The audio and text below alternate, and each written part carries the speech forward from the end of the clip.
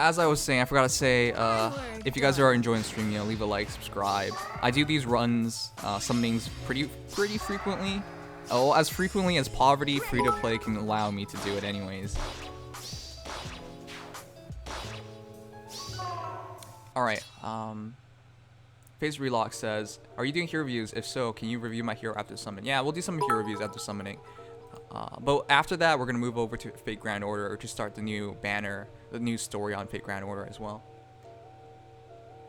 Also, okay, a picture of Micaiah. If anyone can provide me one, that'd be great. Otherwise, we have to use the same one as last time.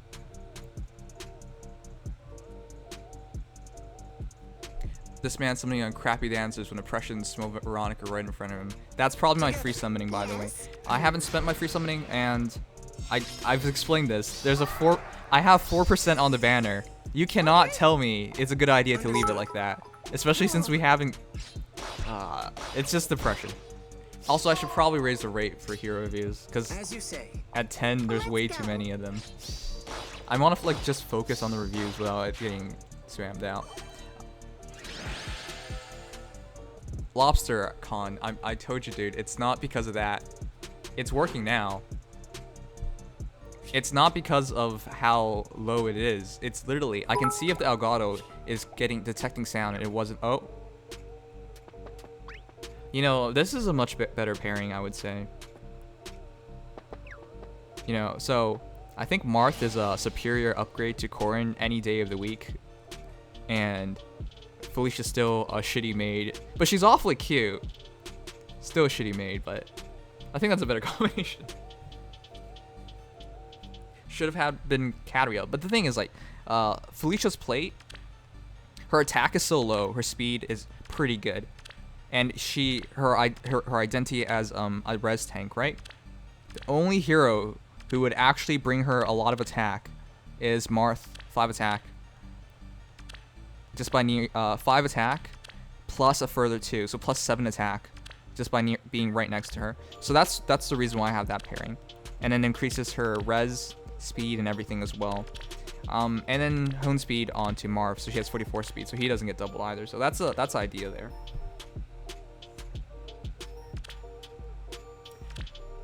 Okay. So real quick, give me a moment, guys. I just want to make sure if there's any pictures of Micaiah up that I could use to hopefully put on the side.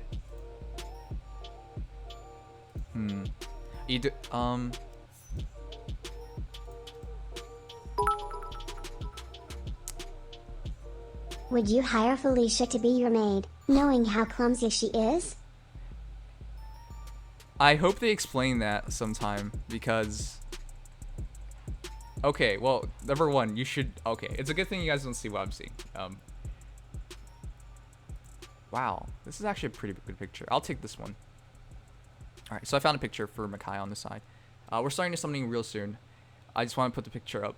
So, when it comes to Felicia as a maid, she's really, really cute, but if you're hiring somebody, you know, for a certain purpose, like cleaning things up and looking after things, I think Felicia is probably one of the most awful options you have. I am not aware of a worse maid. I really am not. She's really cute though.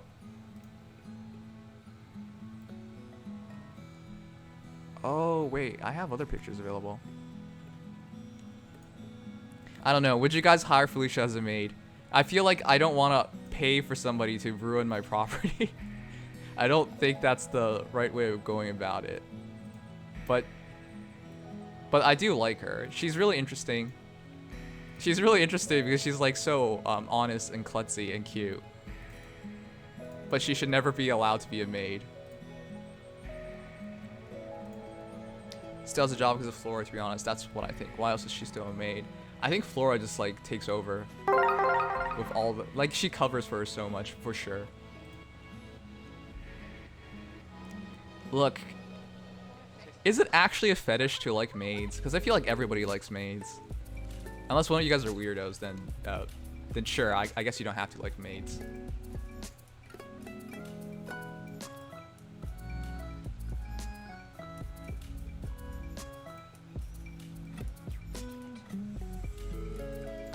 There you go.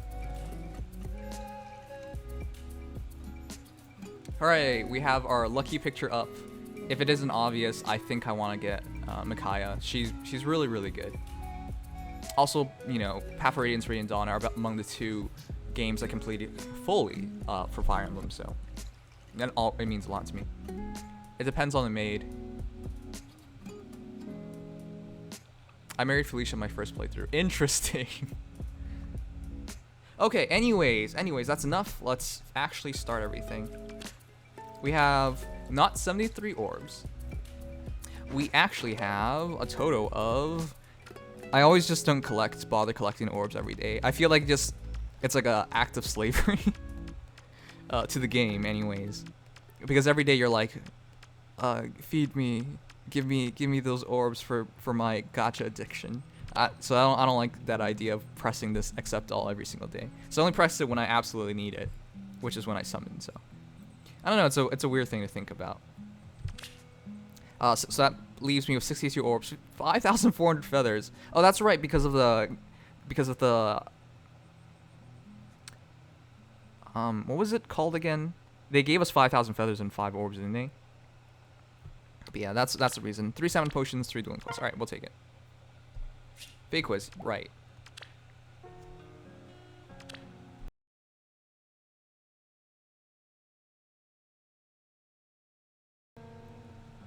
I've explained in a video, I think Arrival of the Brave is the best banner right now, and I think you should probably summon on it, but I think you just save your free summoning for the end. That's why I haven't done my free summoning yet, and that's what I plan to do. We'll do healing skills and Arrival of the Brave, Micaiah and Soph's battle at the end of this as free summons, and Arrival of the Brave, I do want to commit some orbs to it. I want to see if I can just pull one hero.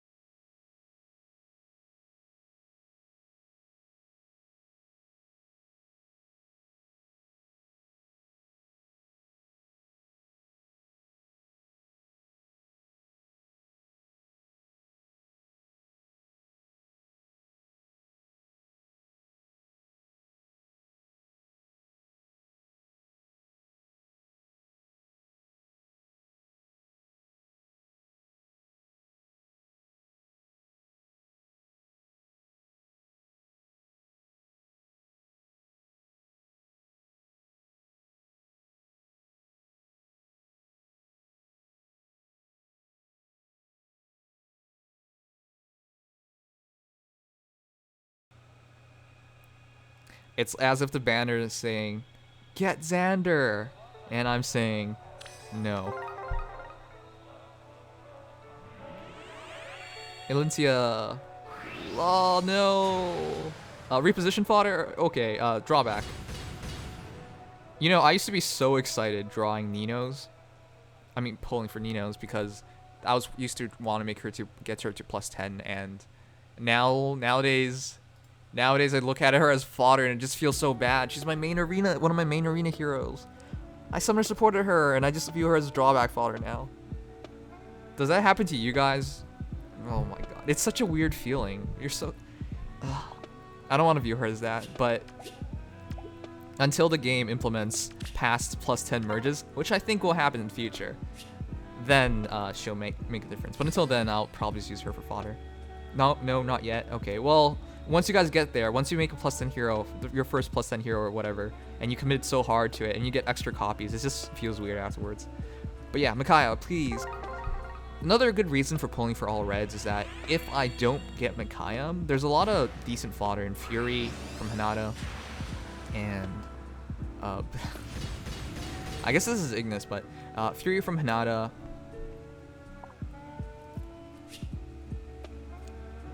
Kane for Wings of Mercy, and there's Severa as well for reposition. There's a lot of good fodder. There's a lot of fodder I need. I also need Hannah for merges. So yeah, there's a lot of reasons why I want to pull for red.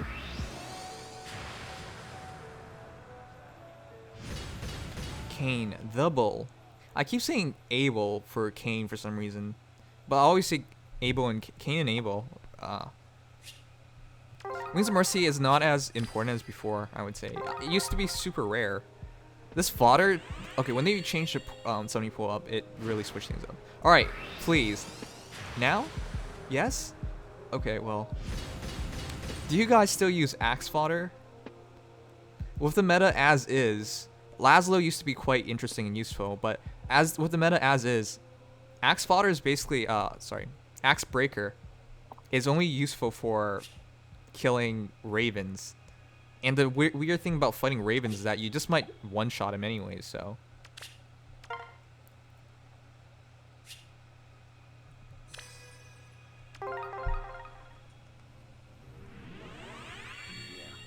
Most of the current meta for green heroes are just like slow armored heroes, so. If I get a proper IV Raven, I would definitely build him though. Raven's such a ridiculous hero. He has more speed and more attack. He just like overwhelm green heroes. I mean red heroes. I'm starting to think like I should go for reds and greens, but oh crap. No, don't do this to me, IS. Don't do this to me. This is like a landmine. One part of me wants to get a 5-star and just get out of here. But I don't want it to be Ryoma, and I don't really want it to be Xander. Xander's actually really good, but oh, thanks Pure Loa for subscribing. Welcome back. I just want to wish you the best of luck. Thanks so much, but not a question. All right, well, here we go.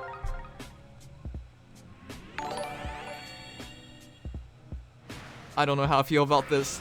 I don't know how I feel about this. Please don't do this to me. Okay. Don't get me wrong. I think Xander is the second best dancer on this banner, and he's Can't the wait best in until fodder. colored staff units.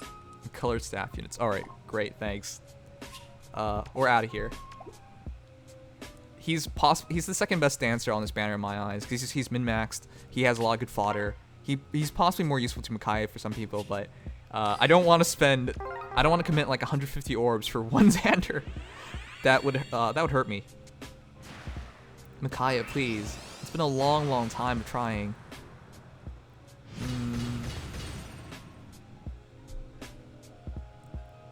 Pala. Of all the White Wing sisters, I think Pala's the one I'm most confused about. Katori is my favorite. S is my least favorite. Pala, I like her, but I don't know how much I like her. At least we're getting Gust. Every breeze of Gust is hope. Belief. We got the best hero in the game. Corrin. Corrin is the best hero in the game. You guys don't understand. 3 Corrins with Yato Blades supporting Alphonse, Shirina, or Anna that will make them the ultimate hero in the entire game. I'm not even sure if that's going to be a meme anymore. I think legitimately somebody's going to do 3 Corrins.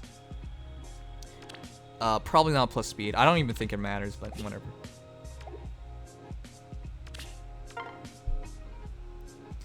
With Arena as is, guys, you have to get all the kills, right? So who else can buff up your hero more than Corrin? Nobody. Come on, Micaiah. Come on. Aw. I am Tiki. Please don't use me as bonfire fodder. Actually, how many of you guys have made plus 10 Tikis? Because I think she's one of the most frequent heroes I see as a plus 10 hero. Alright, well, 2 red orbs at least. There's 3 red orbs is...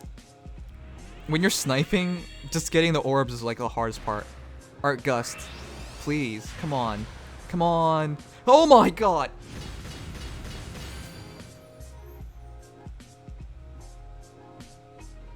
We're free. We're free. Oh darn. No more sadness. No pity breakers. We're free. We did it, guys.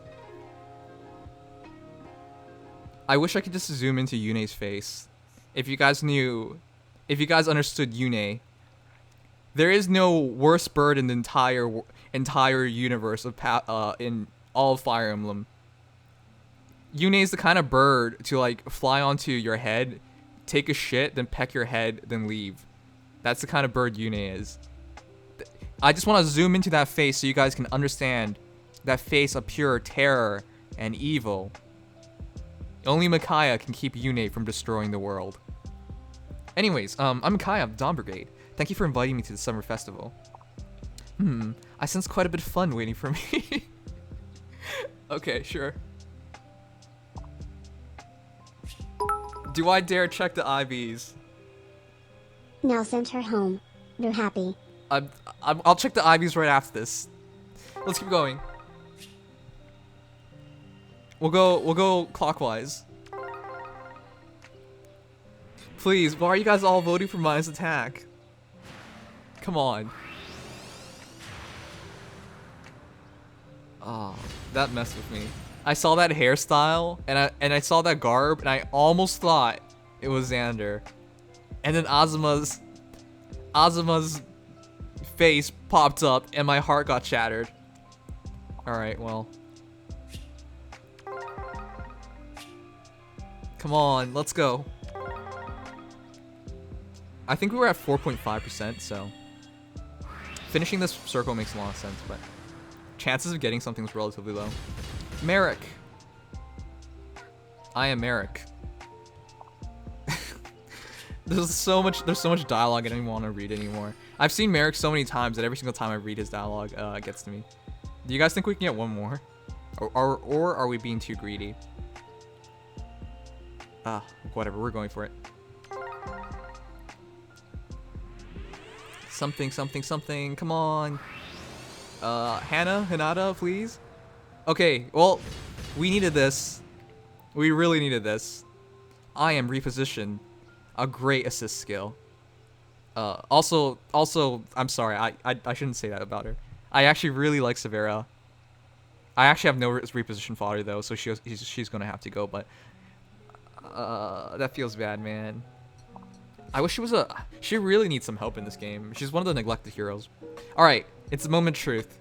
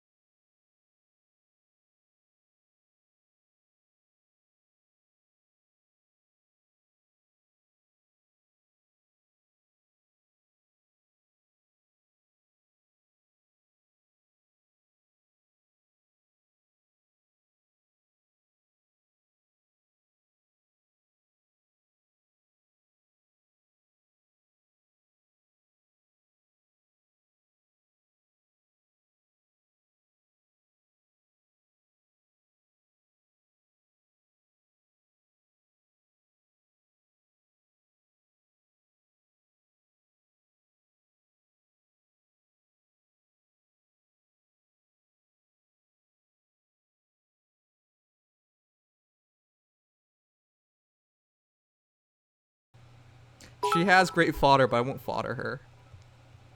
Holy smokes, son. Get heated by us. Yeah, IS kind of just... It's a good thing there's no webcam. I kind of feel like crying. Well, not really, because I don't want to cry about like IVs, because... Time for Nim to meme build with speed, Micaiah boys. Shut up. But we tried so hard. It was over 2 banners. We literally... We had 2 summoning sessions. We tried this on like 2 weeks apart. And Oh my god. Okay. The worst possible IVs. That is just that's one way of doing things, I guess. We're not going back to this banner. 77 orbs. We'll just take it and leave it. At least we got her. Dancer IVs don't matter, but I was trying to get her because she was going to be more than a dancer for me. And now she's probably not going to. She needs every bit of attack means so much to her because otherwise she can't one-shot armor hero. Where I'm gonna use her is in tier 20 tier 2021 arena assault. So the point range is like around 730, 736, 740, around there. So if she doesn't one-shot them, she needs plus attack to one-shot. If she doesn't do it, she's kind of not very useful on attacking because she's not gonna double. Either way, like what she's up against, that kind of really ruins things. Anyways, we're not done yet. We're gonna do the free summonings, but if you guys are enjoying the stream so far, you know, drop a like, subscribe if you haven't already, because this is I guess this is what everybody signs up for, the greatest highs and greatest downs, right? Okay, well, I'm going for Micaiah still. Let's get a proper IV Micaiah, hopefully.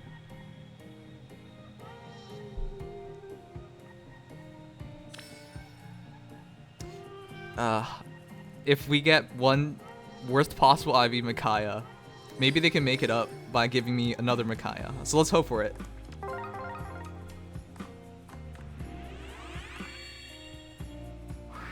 Oh, wow.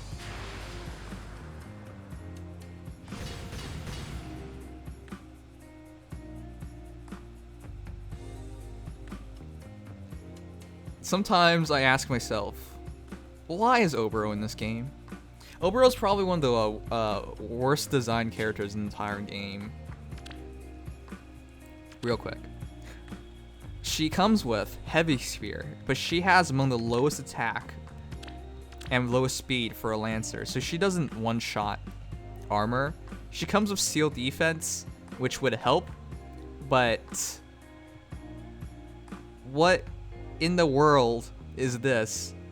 Why would she be given Threatened Resistance?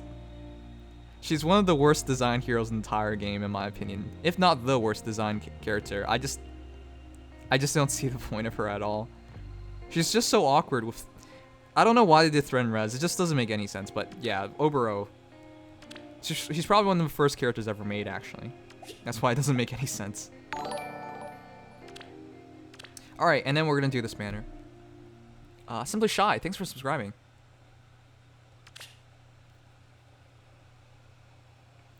It doesn't matter if she had it in... Let me put it this way.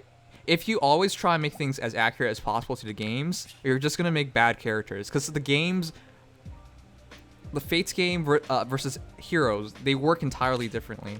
I mean, there's some relations, of course, similarities, but most of the time it's just very different.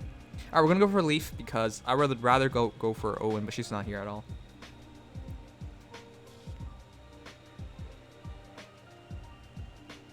You said so much shit about Obero, didn't even get to her art. Her art is fine, actually. Well, I know she looks better, but it's not the worst thing I've seen. I wouldn't go so far in that direction. I mean, her face actually gets to me in a way, but this is not the worst art. I don't have her as the bottom tier of art. It's still not great, but it's acceptable. Considering like some of the art in the first tier of heroes, it's fine. Well, La Rochelle, I have a 4-star version with proper IV, so I wouldn't want to get another one. Alright guys, I'll let you guys decide. Top or bottom?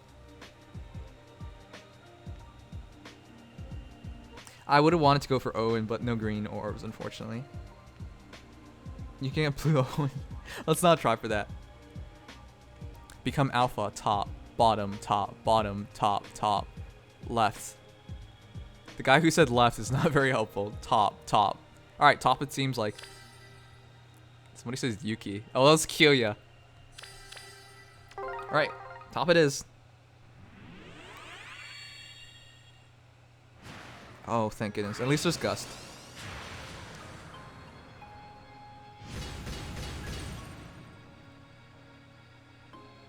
For some reason, I just can't stop getting tickies, man. For some reason, I can't stop. I can't stop getting tickies. I just... No. I've had enough of tickies. She's like taking away everything. Okay, well, jeez. Look, at one point I had even more. She just fills up my inventory because I think to myself I might need Bonfire and she's a good hero to plus 10, but also Athena's. I have 10 Athenas. But where is he? I have 10 I have 10 adult tickies. Why? I have, at this point I can make a plus 20 plus 10 adult tiki because I have adult tiki as already, so yeah, I have more adult I've gotten so many adult tikis at this point and I just can't get one more Hannah to max out my Hannah. That's just, doesn't that happen to you guys as well? You just get a lot of heroes that you're not looking for.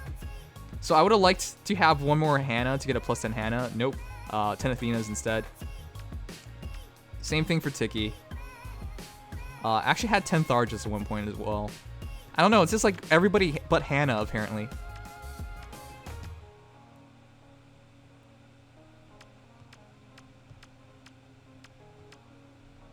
As for Obero's art, I just think her face looks a bit weird, but the rest of her art is okay.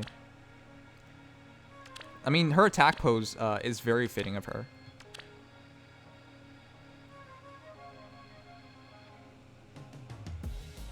The first time I hadn't played Fates when I first started playing Heroes.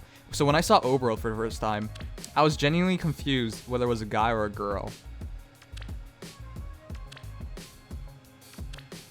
And like this pose just always got to me in the weirdest ways. Like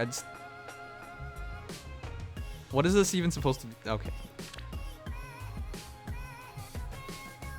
But yeah, I mean, look, this is one of my least favorite characters in the game. I just feel like it's just done so badly.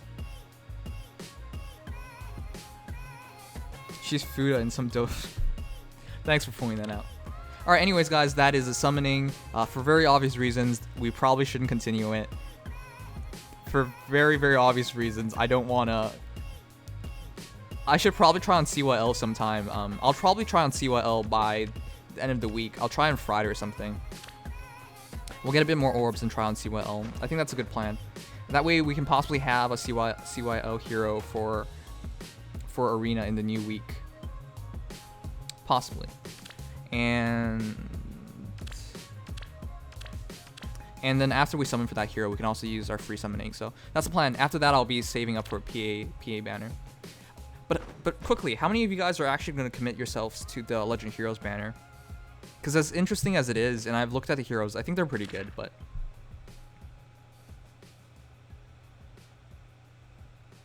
I think they're pretty good, it's just... not a good time for me right now to pull for it. A lot of people are, right? How many orbs do you guys think you'll commit to it? Legendary Marth, I think, is top two best Legend hero in the game right now. He's so... It blew my mind because he brings 3 new skills, 3 new things to the game entirely, and he is the ultimate Dragon Slayer. There is nobody better. Now, it's kind of like redundant because in most cases he one-shots dragons, but if for whatever reason in the future we get some super tanky dragon, he'll deal with it still, so. Everything about him I like except for his stabby thing, but that's from Fates, you guys correct me on that. Please stop saying it's from Smash. I've checked it up just to make sure. But I've played Smash so much. Anyways, everything else about the banner, though, is kind of just meh. I think red is a strong pull, but that's it. Blue's okay. Blue's pretty good, actually. Colorless is okay if you need Fire Sweep. And if you really want Bunny Kagero, Legend Grima is still amazing, but... yeah, there's not a lot of reasons for a pull for me anyways.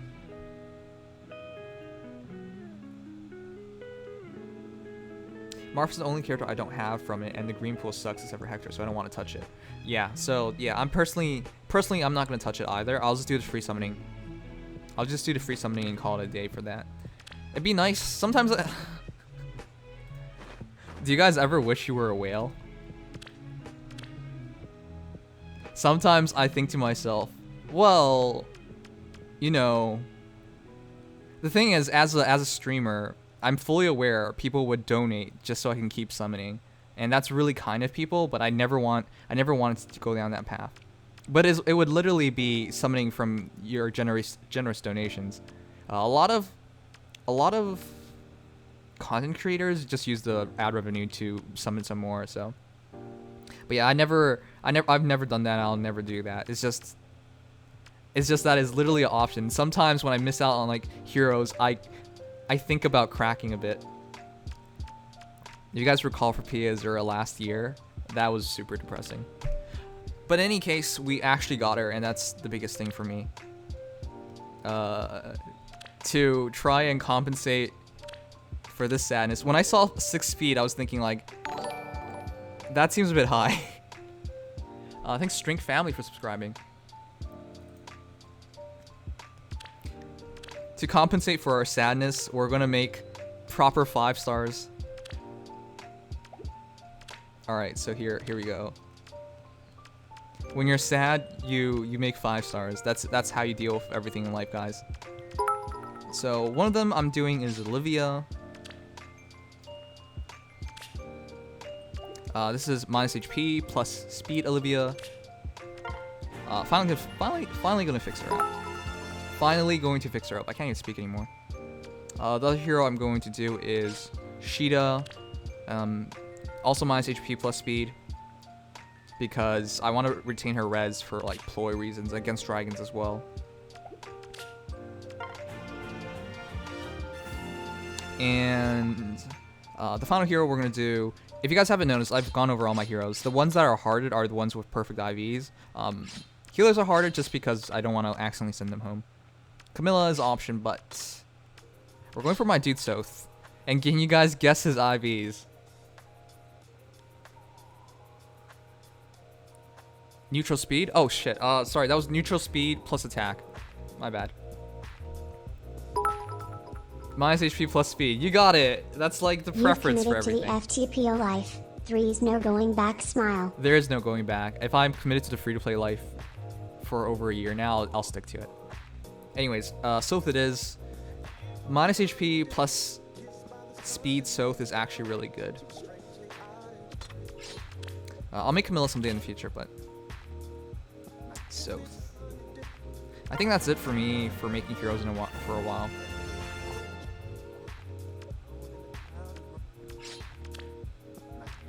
I do think making Camilla is really good, but I don't have a B skill for her. I guess I could do renewal. Renewal, darting blow. No, that's not a good option. Anyways, Camilla's an option, but I don't have a build in mind for her yet. So, desperation and stuff like that is really rare and hard for me to get at this point. So I would rather not think too much about it.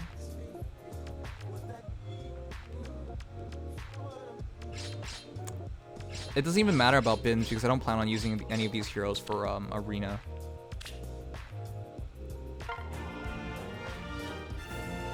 Make a plus 10 adult Tiki. She's so good defensively if you build her right. I don't need adult Tiki.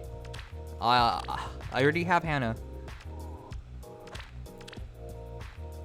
But I'll be frank, adult Tiki would do a lot of things better than Hannah. I just don't need another physical tank in my team. 37 defense is enough. Especially because I'm mostly just fighting red heroes anyways. She would score around the same as well once I give her Breath of Fog for adult Tiki. I wouldn't do it. It's too... She's the same... She'll be around the same points because of this encounter and versus Breath of Fog, but yeah, I wouldn't do it. Why Fury? It's a speed Noe. It's a speed Noe. If you don't use speed, if you do a speed Noe without Fury, it's really not worth it. With my composition in my team, we use double drive speeds. This usually drive attack when I actually go for arena. But yeah, double drive speed. Actually, I should keep it as drive defense going forward for arena's sake. Actually, no, drive attack for Alphonse's sake, yeah. So she reaches 46, and because of ally support, she can go up to as high as 48, which is good enough. If you guys see, I mostly see breath speed, Noe. Yeah, okay. Anyways, guys, let's actually merge some heroes now. So for the week, I want to finish up on my Olivia, on my Sheeta, on my Soth, and we should also merge our Black Knight at the very least. Joshua, not so much. So let's actually inherit this properly. By the way, we're gonna do hero reviews right after this. So let's see. One of the good ways of spending your old characters, because they have SP, so you inherit skills on your old characters, learn it on them, and then you just merge the skills over. So that's what I'm gonna do with Soth. Does he have Desperation 1? No, he doesn't. Oni-chan today. If you really want to. We'll do it after FGO, though. Alright, where are you, May?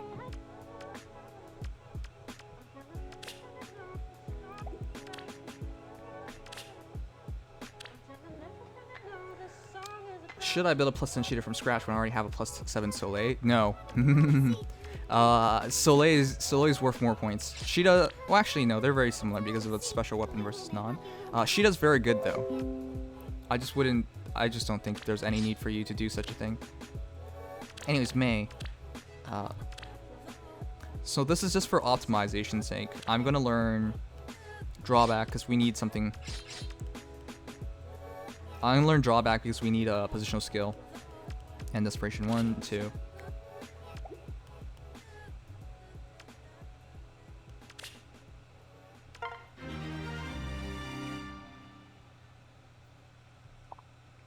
And then we'll do Desperation from Sheena.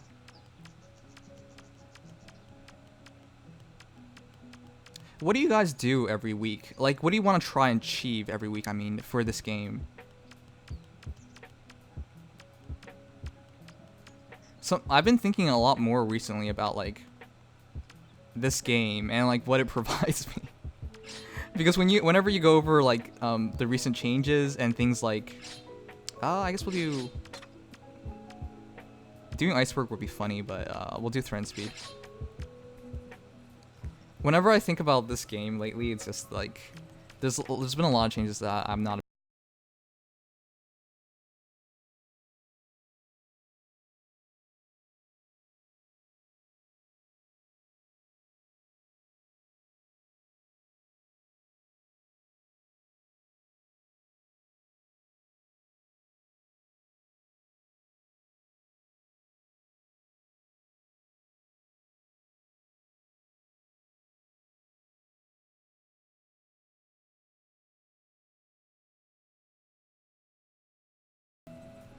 So, if one of my goals is, of course, to make it into tier 21 and stay in, but it's just not even plausible. I have to get very, very lucky. I have to hope. I really just have to hope. Hope for some miracle of drawing all plus 10 well, however many copies I need to max out on all 3 of the base armor heroes. And that's too much to ask for, I would say.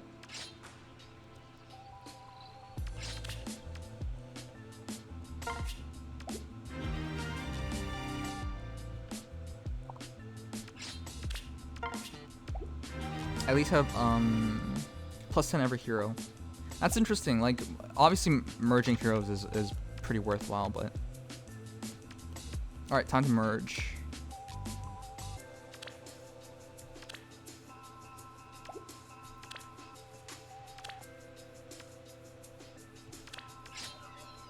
The Black Knight. Whoopsies. Alright, the Black Knight.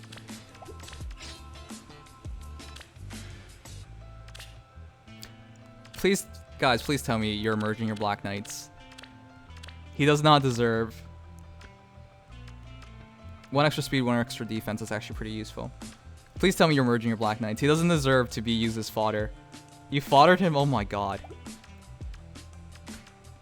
He doesn't deserve it. He's so good.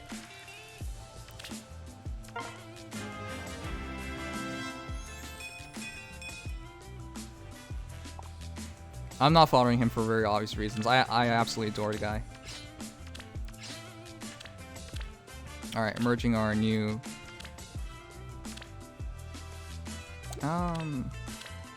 Pretty sure we've learned all these things. Yeah. I fought him for Wings of Mercy too. I've seen it was such a bad joke at the start when people started foddering him off for Wings of Mercy when he first came out in the BK pack. Oh, I believe blessings also transfer over.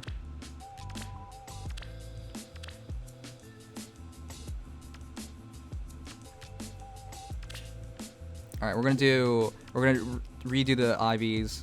This one's minus res, so that's why I don't want to keep her. Wait, what? Oh no, that's correct.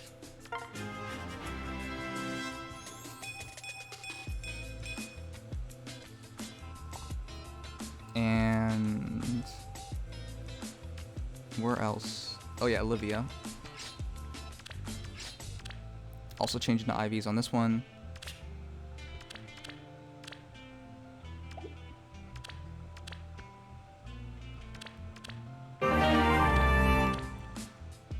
Make an adult Tiki collection like mine, Kappa.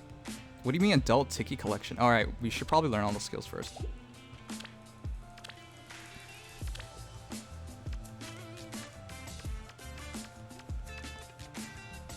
Steady Stance is a solid skill to have. In a lot of cases, it's better than Steady Breath. If you use like Vengeful Fighter, Steady Stance is probably better. It's better in most situations. There are advantages to Steady Breath. But it's very slight and a lot more expensive, so... And you don't get that 2 extra defense. Wait, where's Olivia?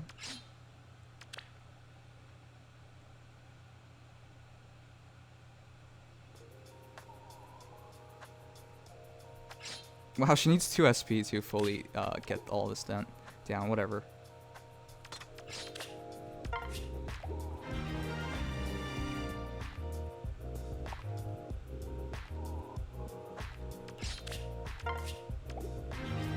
My BK is Warrior Breath. Yeah, I mean, everybody got a bunch of Legendary Ike, so a lot of people just committed like that.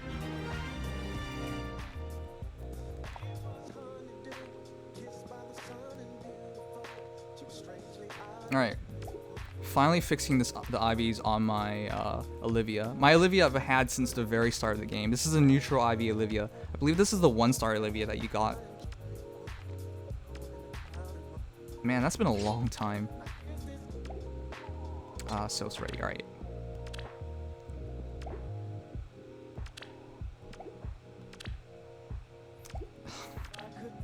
It still gets to me. This menu. It still doesn't feel right to me.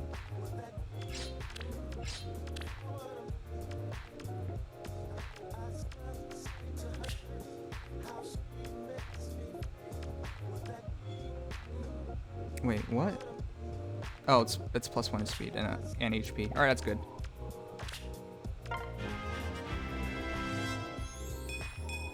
The menu is shit, to be honest. It is. I prefer the old one so much more. And the last hero we're doing is Soth.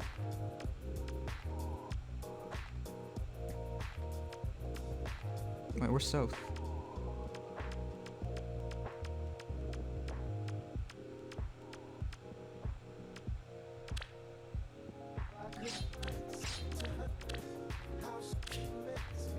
Well, that's what I'm gonna work on this week. So for this week, I just want to max out these heroes again and then have them ready for my arena team.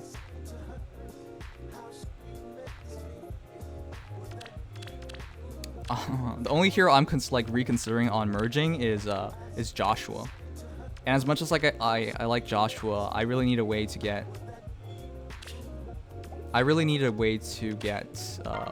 Wind Sweep.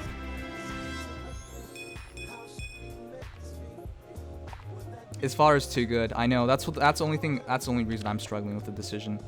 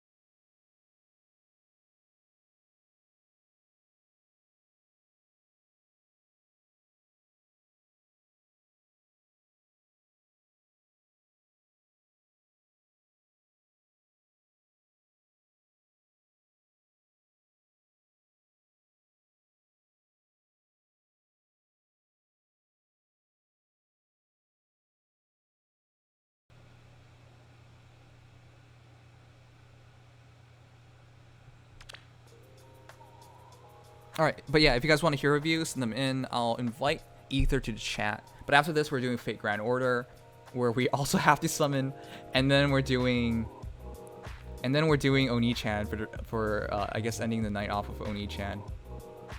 Which 5-star COL unit is Nim going to be summoning? It depends. I'll be summoning for every orb on the actual banner. So if I get Veronica there, I will not be going for Veronica. If I get Veronica, I'll probably go for Hector. If I get Veronica on the banner, I'll probably go for Hector on the free to pull if I don't get Hector. So it depends on what I pull, actually. Oni-chan is a really shitty visual novel that my subs want me to do for some reason.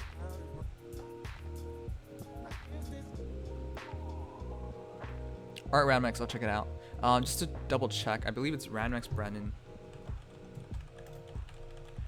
He says, you get stuck with 1k heroes in barracks. I think that's your problem. I think it'd be okay to buy orbs if those orbs only went to expanding barracks and the money was donated. That's an interesting perspective, but I wouldn't count it myself like that.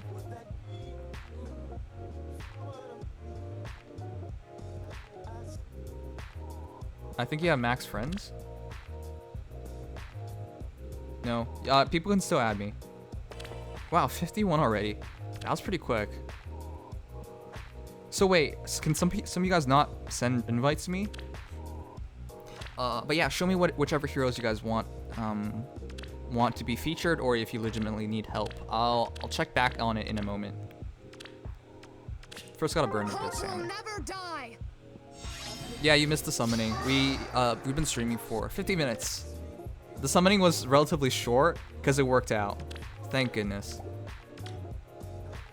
Yes. Anyways, just try and get through this. Oh boy.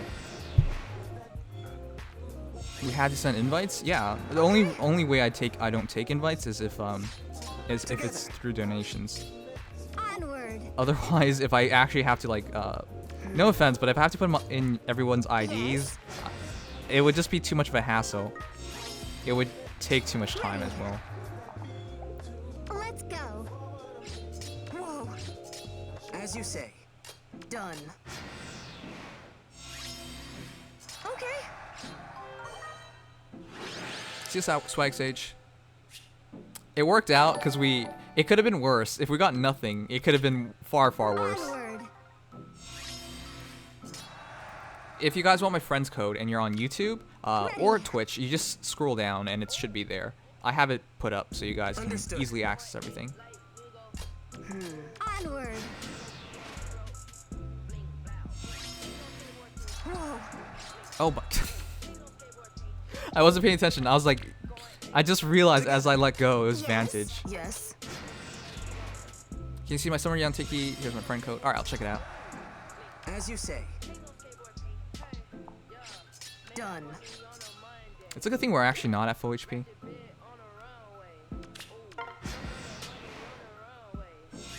Yeah, if we were at full HP, we would have actually died. Understood. All right, let's see. I'm just recording down if you guys want anything sent in. 514213. All right.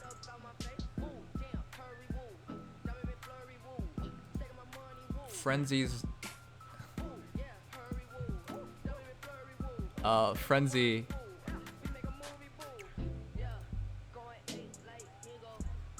Frenzy, can you explain to me why you have so many adult tickies? Is there a reason why you need 20?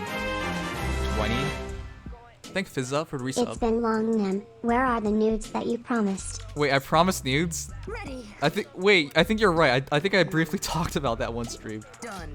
But thank you so much. I don't want to go to jail. Okay. Yes. Also need reposition on this team so badly.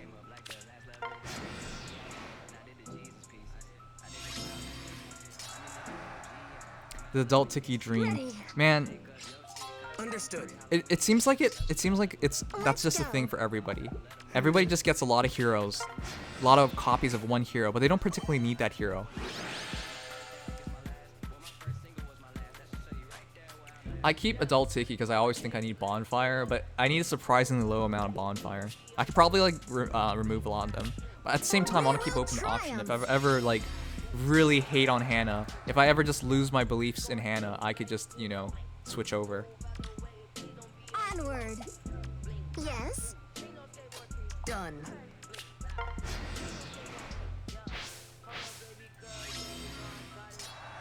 Onward. As you say. Oh boy. Let's go. Anyways, we'll do hero reviews in a moment. I'm just getting through this real quick. Understood. Onward. Man, using Anna's gonna be difficult in arena. Even though she has the right build, her attack's really low. I need to actually commit to attack Noten already. There's no reason to waiting anymore. You should build a Tiki. You could build adult Tiki. I already built adult Tiki. I mean, if you mean a plus 10 one, I don't think that's what I'm looking for right now. Onward. Onward. Yes. Together. I know she's a green unit. Whoa. Alright, but still. That's with Brazen Attack on. And in arena, I'm going to have to be using her to kill green units. Kill red units. Let's go. It doesn't matter.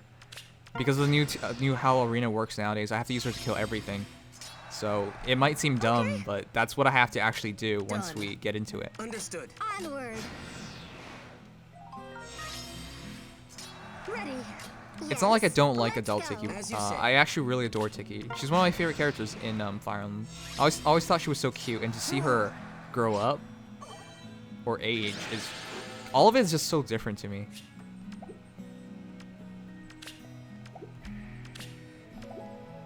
All right, well, I'm gonna try and get through 40, but yeah, hero reviews immediately after this. Together. There's actually just very few benefits because I've already given this encounter to my Tiki. I mean, to my Hannah, so there's very few Understood. benefits of actually doing a different build. As you say. Ready. Done. See you, LobsterCon. Together. Yes. Yes. Understood. Whoa. Okay. Wait, she had a feather explosion. Wait, whoa. 4,000. We're about done with all 3 Asgard trio. I never thought Anna would be one of my last heroes to max out for as an Asgard trio. Okay, anyways, Ether.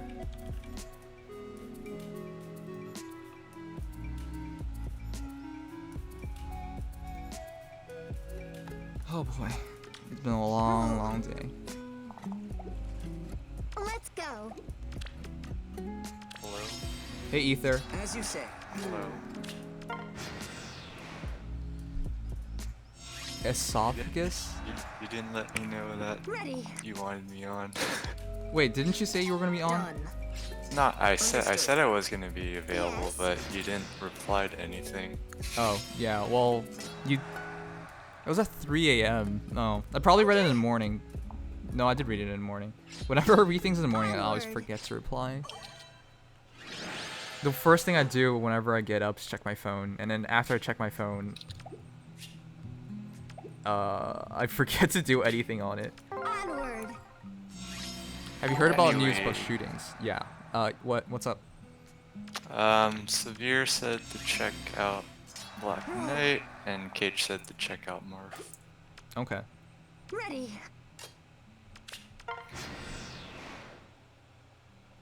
Liam doesn't read my comment. Well, now I'll have more chances to. Yes. Okay. Together. Oh boy. Let's go. How are you doing in? Are you Yes. done already? Done Actually, with what? forging bonds. No, I'm just taking my time because there's no need to rush because there's like the daily bonus and stuff, so if you get it done early, you just end up having to do at least one run a day. I feel like if you're one of those people who finished it day 1, you're still gonna have to do a daily run to get the orbs, so it's just like there's no real reason to rush. Together. And it's not like we're getting anything Okay. that requires lots of stamina anyways. So I just take my time with it. And it's just really simple because they lowered the cost to 10 stamina a run, so it's even easier to finish with just free stamina. As you say. I'm glad they did that. I didn't want to commit to any more stamina potions. Last time I actually had to spend like 3. All right, last one. But yeah, I'm making good progress. I'm gonna take some time to level up some heroes though by the end of the week. Whoa. Together. Oh. Yes. Yeah, I've mostly been using my stamina to level up heroes and get SP because Onward. you don't even need to use all your free stamina to finish forging bonds. Understood. Whoa. Done. Yeah, a lot of people just like ended up Yes. going ham on forging bonds to get all the accessories. Yeah, that's a bit overkill in my eyes. But Alright. yeah, it's really weird, the helmets especially. Why? On some units, you can't even recognize the unit. Oh yeah, it's huge.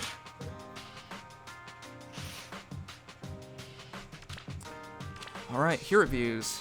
Let's start with the list first, and then we'll go through. Alright, Pago. Nim, can you rate my pulse team? Is there a quick impulse on there?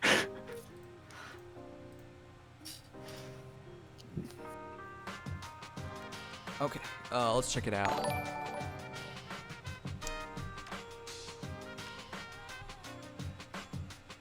.8 sucks. Hey, real quick guys, everyone's already heard about the glitch, skill set glitch, which overrides your skills. Has it actually happened to any of you guys? I know in the Discord, some people have been saying it's happened to them. Personally, I've just ignored it like it doesn't even exist. It hasn't happened to me. I haven't had anything happen yet. Right. It hasn't happened to me, and I haven't seen anybody say it's happened. That's the weird thing about it. We just don't know what causes it. For sure. Alright, let's flip. Do you have a coin, Ether? I'll let you flip the coin. I don't have a coin, and I don't know what a ketchup packet is anymore, so. I'm broke, man. Why would you expect me to have a coin? Oh my god. Flip something. I'm just gonna go on Google for a coin flip. Alright, if it's heads, we'll start from the first. We'll do every other. That's the best way of covering as many of you guys as possible and being a bit more fair about it. Thanks for redeeming the hero review. I'll check it out, but we'll take our time on that. Also, yeah, as for the glitch, I didn't switch my skill set for an entire week, and then I looked more into it, and I realized, well, it's been around since 2.8 came out, and 2.8's been out for like 3 weeks, right? So... Yeah, it's been around for a while now. And they haven't, posted an announcement about it or anything. Yeah, that's why I'm incredibly skeptical about it all, because if it actually was a thing that happened so often, ICE would have announced something, would have patched it, or something, but there's been nothing, absolutely nothing, so... I'm not sure why Sage just made that video, but everyone was like, watch this video, watch this video, watch this video. And as a content creator, the first thing going in my head is like, not, oh, he's trying to do his best to show everybody there's something potentially wrong out there. It's that you're driving like a lot of views and clicks to your video, and that helps you out in other ways. And then I watched the video, and it's literally like one line of helpful, useful information, which is, it might possibly happen. But that's not even useful because he clearly says he can't replicate it, and then he goes on about like why, what it could happen, what could happen, and that's it. I don't know. I'm so skeptical about it all. Just saying.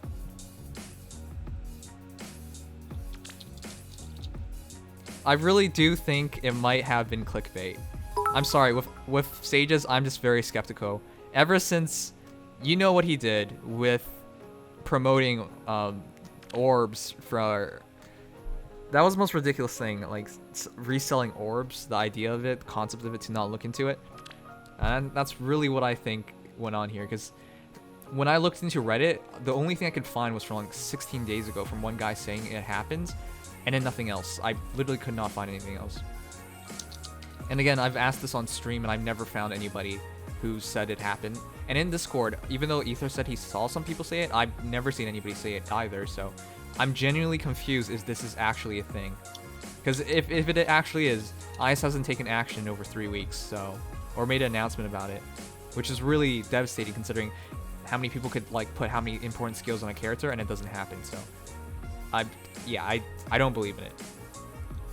Rip Bagel, he said that lost Steady Breath, pulled Friday and Ether on his Zelgius to the glitch. I think at most it might happen to like armor heroes because in the original post they mentioned a bunch of armor heroes might have this issue, and Zelgius was the one they showed the example with. Yeah. However, that person also, I looked that up. That person also contacted IS, and IS talked about it, like saying they have no idea and that to send further information, and that was the extent of like what they said. So if he was really serious about the video, he should have looked into it a bit more and mentioned like what it actually happened on and why nobody's been able to replicate it, because at most it might just happen with a certain amount of heroes. The person who did the original post mentioned a bunch of armor heroes like Winter Robin, Grima, as well as Zelgius. So I'm not sure. I'm just really skeptical. I don't think it's actually a glitch. I don't even think IS sees it on their end. Like on their end, it's probably fine. Either way, I think enough about that topic. The reason why I bring it up is because I ended up keeping my skill sets the same for a week. These are hero reviews. Obviously, you guys are going to change your skill sets, so I didn't want you guys to worry. So that's why I was talking about it. But I ended up keeping my skill sets the same for a week, and then the more I looked into it, the more I realized it's not actually something you should worry about. Ramnix figured it out. Remember when Zelgius was missing his weapon during Tempest Trials? No, you're trolling me. No. No. Okay. Well, anyways, we're gonna start from the bottom to the top. We'll do every other, and then we'll cover intermediately. We'll cover the people who send in reviews. Well, the coin flip thing gave me 2 heads. 2 heads. Okay, we're going for head then. Not typical, but check Crom. All right, Casey.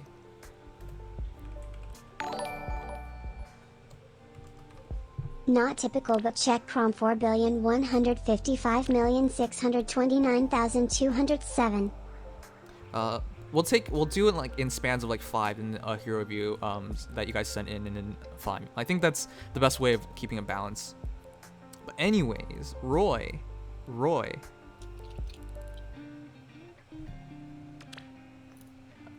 I think Roy's one of the most well-improved heroes ever since Weapon Refinery came out. For sure. It's surprising how different he is now. And the ability to keep your B slot free gives you something like chill attack, which would help him out because his defense isn't actually great. When he's attacked, he's at a decent amount, but Heavy Blade Ether. I hope you have buffs for attack. While chill attack could help out, it might not be consistent because depending on like who you fight, if all 4 heroes are alive, it might not be working on the hero that is actually attacking you. What 5 stars did you get plus Brave Hero? My battery died frown. None. I didn't summon Brave Heroes. Unless you meant for the Hoshido banner, then just Micaiah. But yeah, great build. I wouldn't change anything. Auto attack wave, chill attack. It all makes sense. I just hope you have buffs because auto attack wave is inconsistent, chill attack is inconsistent. But if it does work out, then Heavy Blade for fast ether makes a lot of sense. Yep, nothing much else to say. Wow.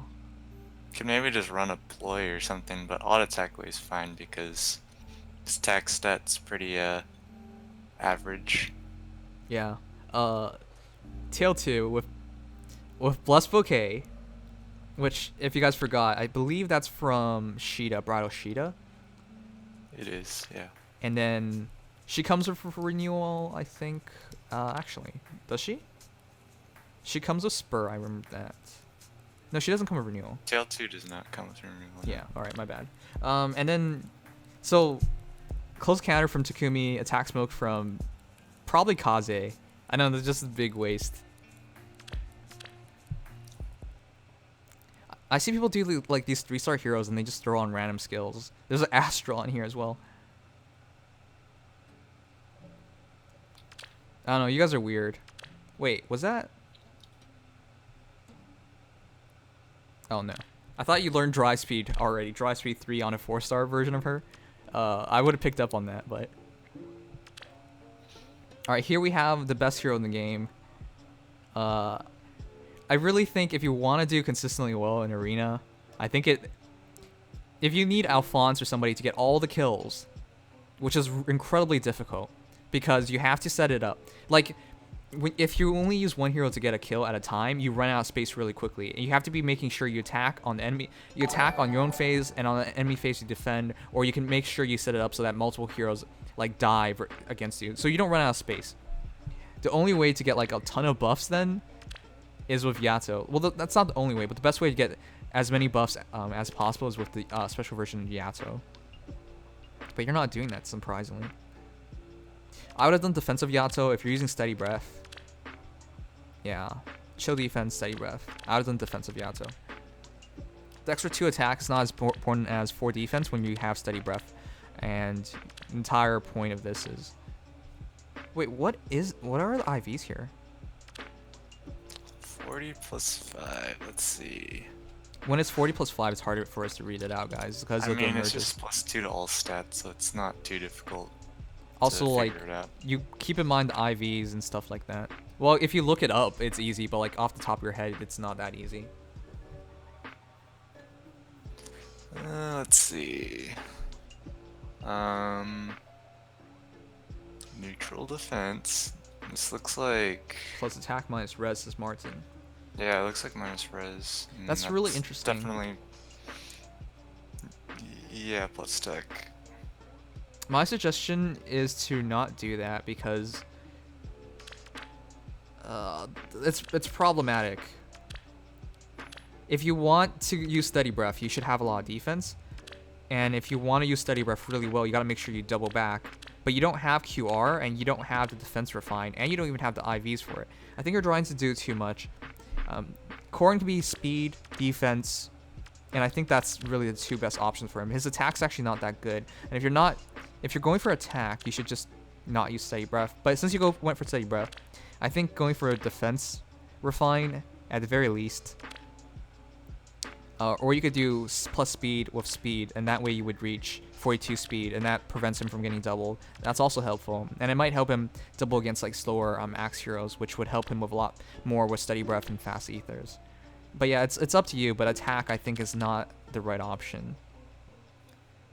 Ether, why would you want to go for attack on Corrin anyways?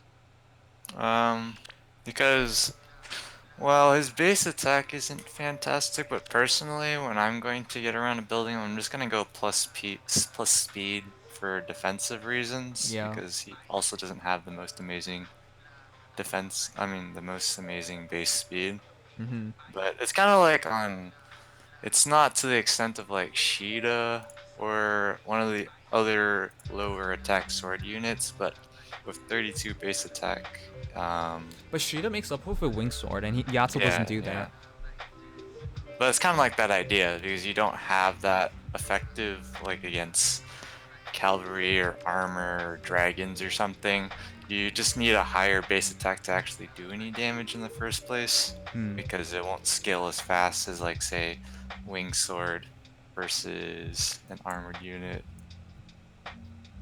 It's Either an way, option. yeah. Either way, Sometimes people will go plus attack or plus defense because they don't want to be too fast. That always sounds weird to me, but yeah, I get it. I personally lean towards plus speed as well. Alright, Ephraim, Sigmund, Sturdy Blow. I think this is like the perfect build for him. Renewal. Renewal makes sense for Sigmund. Technically, he could just one-shot them, or technically he could take very little damage, and then Renewal just heals him back up, so you can keep using Sigmund, but you're also using him to buff plus attack and plus speed as well, so that's a pretty fine build. Infantry Pulse makes a lot of sense. He actually has a decent amount of HP. People think like 46 HP is not enough, but if you consider like a team of mages or a team like with minus HP, sword heroes, or sword heroes in general, HP is generally under like 40 nowadays.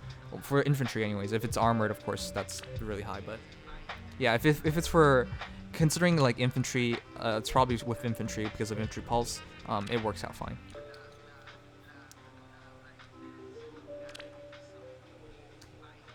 Well, I can't like read and talk at the same time. It's really difficult. You make a lot more mistakes that way. Deathblow 3 would also be a fine option, but I think he's trying to make sure he takes as little damage as possible, so Renewal keeps him in Sigmund percentage. That's the idea.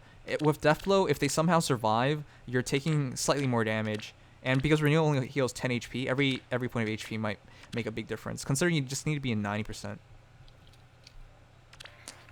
And also, Sturdy Blow just gives more points, but that's not too relevant. Okay. Glacy says, can you teach me profitability, liquidity, and solvency ratios, Kappa? Hey, that's actually not very difficult. Why would you struggle with that? Alright, I think that's 5. So yeah, let's do one of the people now. Because I don't want to do it. Well, how can I teach you something that you don't want to do? You have to want to learn it. Oh, crap.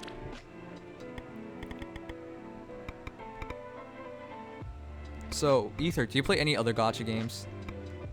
Nope. It's just this. Just this. How much time do you think Because, yeah? well, it's because I know that if I try to like try hard multiple gacha games at once, I'm just gonna be spending the whole day playing because there's too much to do in each game. Yep. So I just started with this, and that's all I'm gonna do. When the game eventually dies out, then I'll probably find something else to do. That's kind of how I do things. Speaking of that, how would you guys feel when the game eventually dies out? You guys do know one day this game will end, and all this time you spent into it. What you take out of this, really, what you take out of this game, it really should be the community. You'll make friends that you guys will likely have past the game's like life expectancy, like things like that. For me, like as a content creator, this is not only like a great place for me to start out in, but it's also like I've met so many great people and created a great community with the Nimdim and all. So eventually this game will die out. So I hope you guys take out of this game more than just putting in money and then getting like plus 10 heroes who are one day going to not be there anymore. I know it's sad to think about. All things must end though. And either the game dies or you die. I'm sorry. Either the game dies or you get bored and you don't play it anymore. Okay. FEH2 might be a thing, but I think they'll just keep updating the game, honestly. Maybe the real orbs were the friends we made along the way. Maybe the real orbs were the friends we made along the way. Yeah. That sounds so proper. Anyways, this is Casey. Casey, this is the build. This is literally the build. This is the build I want to do on Crom one day. But obviously I won't have the merges, but this is what I want to do. Here's my team comp for Arena. I would fodder chill Def 3 for my Roy, but not it won't do for this one. Alright, Frenzy, let's check it out. Frenzy, and also I gotta check out, I believe, Jazo or Bago. Somebody's team. I think it Bago. was Bagel. Yeah. But Casey, my man, this is exactly what I'm looking for in Crom, because this is exactly what I want to do. So Renewal, guys, makes a lot of sense because he essentially heals a lot. Renewal with Renewal. Close defense, steady breath. So he essentially reaches around 46 defense, and then with Falchion buff, hopefully you have ally support, which gives it another 2. So you have 50 something defense, 52 to 54, possibly higher depending on your team. Defense, and then you just like shrug off any damage. You also get extra attack, 64 attack, so you hopefully just one-shot them.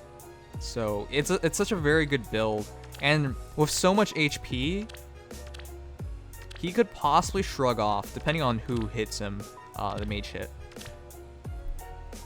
especially if he has the Falchion to help support as well. So Crom like this is really good, and in the current meta against dragons, this is just spectacular.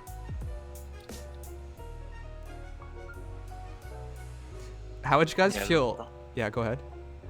The only thing that Well, I can understand this because, say, if you're using this Crom for Arena, you may not want quick riposte because doubling with too much attack Yeah. and auto-procking ether. So, like, I can understand that part. Obviously, if you wanted to make this build a lot more sustainable, you would run quick riposte. Mm-hmm. Steady Breath Yeah. Renewal QR is a great option, but yeah. This is just stalling. So Good for stalling. yeah, for stalling, it actually is pretty helpful here because Falchion and Renewal, that's 10 HP. So 20 HP every second turn, 54 HP reciprocal aid. So you essentially have a healer in your squad. Well, it's not the same thing, obviously, but oh, thanks for the sub, Jay. Jay-kun. I'll just read it like that. Thanks so much for the sub. Welcome to Nimdom. But yeah, like it's really helpful like that, and then it's a great build. The only thing I would consider is switching out the CO for QR. But again, I understand what you're going for. You might just one-shot enemy heroes, especially if all you want him to do is fight green heroes and dragons. He's gonna do that just fine. You wouldn't need that second hit. If it's against other red heroes, though, I think he doesn't take very much damage anyway, so it's not something to worry about. And depending on your setup, he might kill them anyways, or like you might not even need it. So, but yeah, great Crom. And as for the IVs, guys, you were right. It's minus attack. Minus speed plus attack. This is the IVs I have on my Crom as well. This is the build I want to do one day, but it'll be a long time. In high arena, I don't want him to kill. Oh, that's right. If he uses QR. Yeah, that's what I mentioned. So, like, this just allows you to control a lot of variables because, like, you can just not have an adjacent ally if you don't want to have maybe too much attack or speed, or stuff like this is a lot more flexible with the new arena system. But yeah, the only thing Quick Riposte to be good for is if you're trying to use him to bait like blue units that are pretty tanky. So with his high attack, he'll chip them pretty hard, and even with an ether proc, a lot of them will still live. So you could technically do that, but I don't think that's absolutely necessary. So that build's fine. I wouldn't name that build the Karis build because I'm pretty sure a ton of people thought about it immediately after the weapon refinery upgrade, because I thought about it immediately after weapon refinery upgrade. That's what I've been trying to look forward to a long time. There's nothing like very special about that build. Steady Breath Renewal with QRCO or close defense, especially in his case because of how good Falchion is. Like, it just makes perfect sense. But yeah, I would just call it that build. Tiki, Summer Young Tiki. I still wish I got her. How would you rank her in terms of best dragons in the game, like top dragons in the game? I mean, I don't know how you would rate top, quote unquote, top dragons in the game, but like for scoring, she's, besides male Grima, she's tied for best scoring with I believe Myrrh.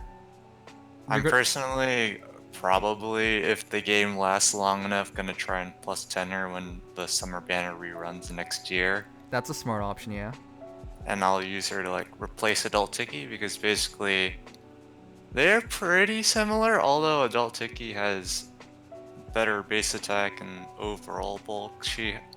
Summer Young Tiki just has more speed, more balanced bulk, and less attack, so you can get fewer kills with her Kappa. I'm just kind of confused, like you wouldn't rank out top dragons. It's really hard to rank top dragons because if you're looking at them as a solo build, like just on their own with the build, okay, dragons are just inherently going to be better. Actually, scrap the other one.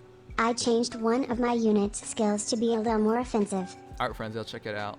But okay, I find that like viewpoint very interesting, because in that case, you really can't ever rank anything in this game, which is false because it's very clear when one hero is better than another in a lot of situations. There are times where it's very close, but in general, in the grand scheme of things, like you can actually put them in two tiers. So that's why I find it surprising that you view it that way. Either way, it's kind of because I've seen too many dragon builds, so it's like some dragons are just a lot more flexible yeah, in like terms Tiki. of builds. And then some of them, it's like they don't look as flexible, but that's where building a team to make your units ridiculous works. But like on paper, if you just look at the build at base, it just doesn't work. But if you always 'Cause- consider the team, you can't ever like say anything is bad because it'll work in some team, literally. Like, yeah, like past the speedmer. Well, I look at it from like a consistency standpoint because, like, sure, maybe you could get. The other day, I was just fooling around and like you can get adult Tiki like over 100 defense, but that requires a lot of like spur spamming and stuff, which isn't always consistent. That's not plausible, yeah. But like for example, maybe if you were to use a lot of drives or something, it's a little more consistent. I've been using drives for a long time, and you can usually get the buff. Sometimes you can't, but for example, like I don't know if you know about this, but I finally got close counter on Nino, Okay. and so at base, like she just doesn't. She's not that good at base, but it's just with the team support and drive spamming allows me to like use your close counter effectively. But like Summer Young Tiki, for example, just having steady breath, the cooldown acceleration built into her weapon is just solid. She has dragon effectiveness, which is also solid because you see dragons all the time in arena. So like just in general, that's why like adult Tiki, or just basically all the Tikis at this point, except maybe not summer, the summer adult Tiki, but like all the Tikis are just pretty solid on their own, just because of their weapons at base and their stat lines are pretty good. I think Summer Young Tiki is actually not bad. I mean, close defense and her axe is pretty decent. Like she's, but like if you view it in the grand scheme of like axe heroes, she's not gonna be in the meta. Either way, but yeah, you're basically right here as well. But yeah, I can't rate dragons. I've seen too many things. That's kind of surprising because the idea is if you see more things, I think you should be able to like discern it better. But anyways, for the build, guys, I think Summer's Breath with QR is also always a great option. So I would do Fury Renewal QR. I wouldn't want Tiki to take arrow shots anyways because she doesn't have this encounter. So Iota's Shield does prevent you from getting killed from like, you know, Falchion and like arrows, and that's great and all, but you shouldn't want her to fight those heroes anyways. It doesn't protect her from Falchion though. Oh, sorry. Yeah, effective against flying. I mean, arrows. It doesn't matter. It doesn't change anything. So I would just do QR, renewal QR of Summer's Breath. Of course, you don't. Again, you might not want QR if you're using her for arena and trying to not get kills. It's really interesting nowadays. Like the easiest way for a lot of You think in builds tier is 19 just- you still need it?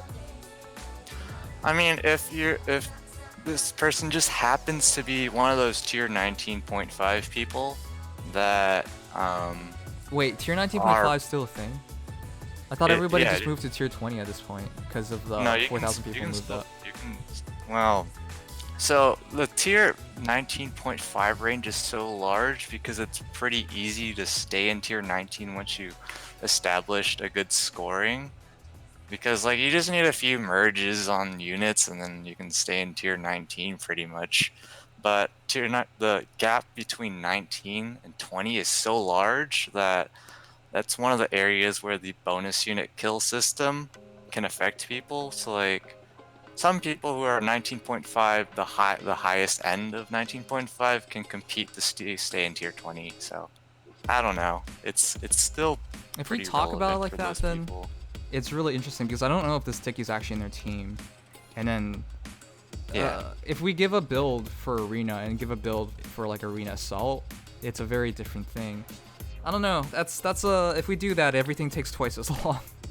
Yeah, I guess the other thing too is down there you'll see more like Bravelins and stuff, so Iod Shield is technically okay. Yeah, I guess.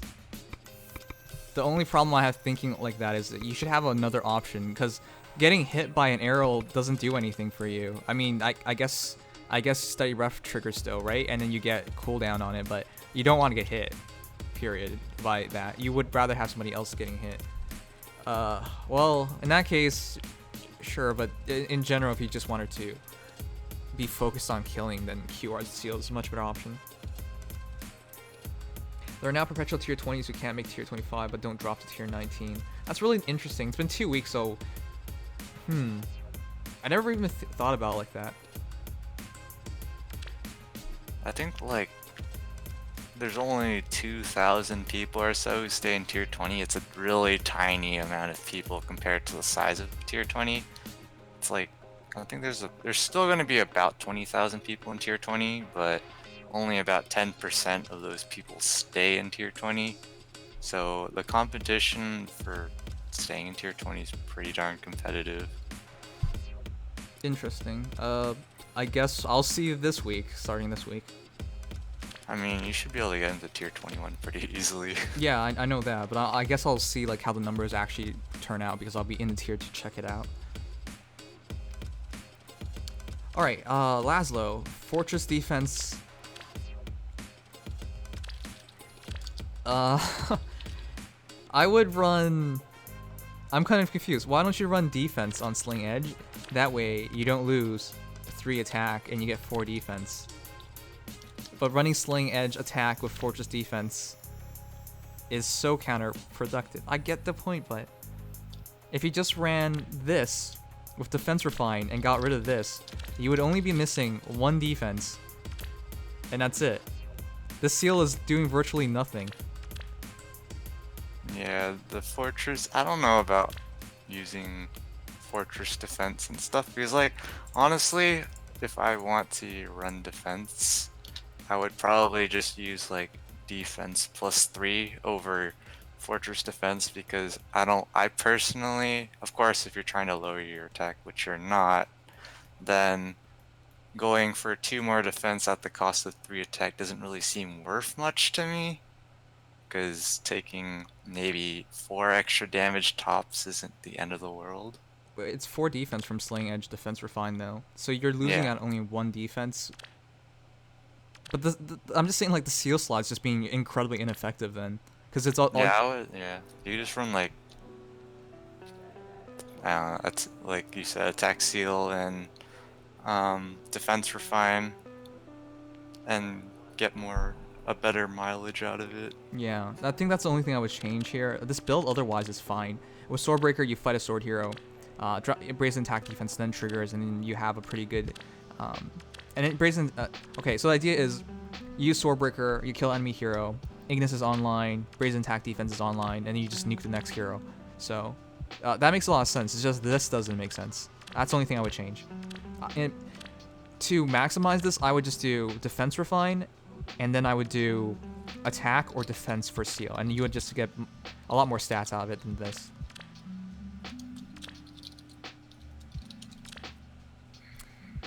Otherwise, it's a fine build. Like, that's one of the builds I suggest for Laszlo. Alright.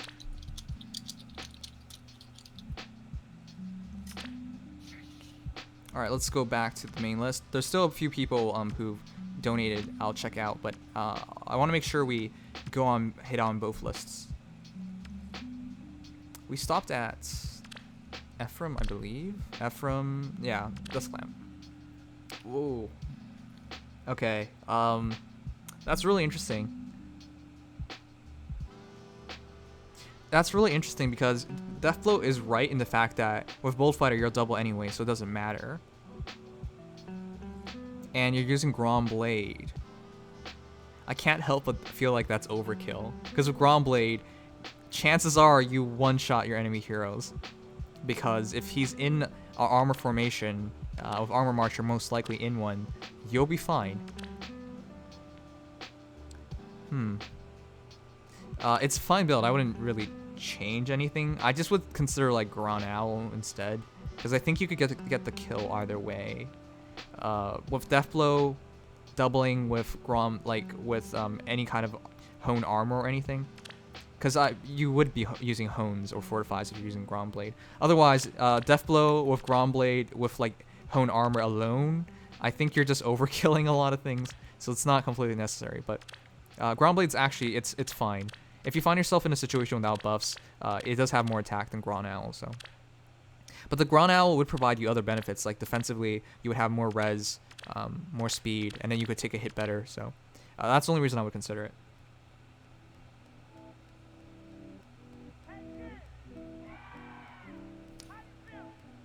Yeah, I don't exactly have an idea of what kind of like team you're running this in, but I'm guessing either Glacies is maybe you have like Legendary Hector to give Osteus Pulse or something to accelerate Glacies to 3 cooldowns so you can proc it on someone that can counter, or your idea is that you're going to 2-shot someone without a special and then your next fight's going to have a Glacies proc, because the only quote-unquote problem with Bullfighter is that there's no desperation and you have to take a hit from counters.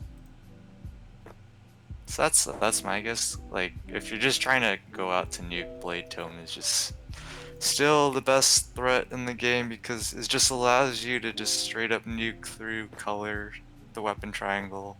Like, he'll destroy red units, a lot of red units pretty easily when he's buffed. So I guess Glacies does make sense. And then, well, attack Blade 2, that makes sense if you're trying to maybe, for some reason, attack red units. It can maybe give you a little extra help in surviving a hit, but I'm not too sure why you would do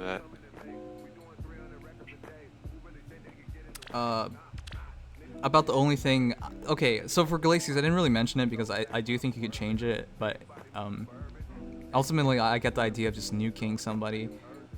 It's like the idea that you might not always have your heroes in position to get fully buffed up, so if you had Glacies available for another fight, it could do a lot for you. Either way, it's like, it's super overkill. I wouldn't really change anything though, because you have the right idea.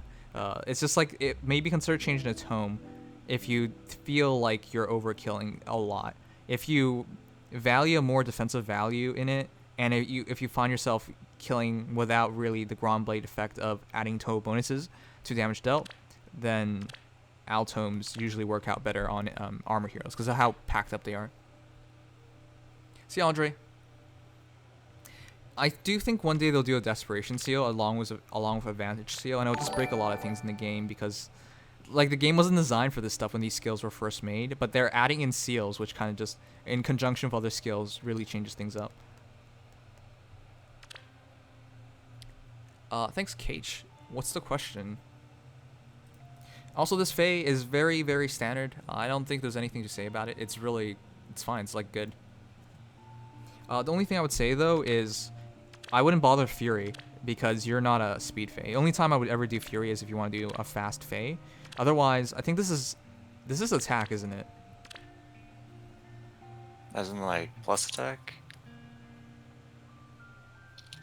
I don't know. I haven't Bold gone Fighter around to build Fae myself, so I'm not familiar with IVs. I'm pretty sure it's plus attack because she's not supposed to reach 55. Yeah, that's plus attack. That's interesting. I've never seen an offensive Fae before. I would have gone for speed if you want to use Fury. That way you can reach around 40 speed, and that would be really helpful because it prevents a lot of characters from doubling on Fae, especially if you have the team composition for it. Or you just have to give her some, you know, if she's in your arena team, which she seems to be, if you have just ally support, like, it's really easy to prevent doubles on her, and there's a lot of value in that. Otherwise, I would say steady ref QR with distant defense would be a lot better. And then just change her IVs, I would say. Yeah, it's plus attack minus HP. Maybe, I don't know, maybe it's plus 9 because hunting for the right IVs to plus 10, but... Yeah, it's the same thing for me when I held off on my Noe. Anyways, it's a fine build. It's just, I think it depends on your IVs. Alright, Kate says, Bullfighter, but it only works at less than 50%.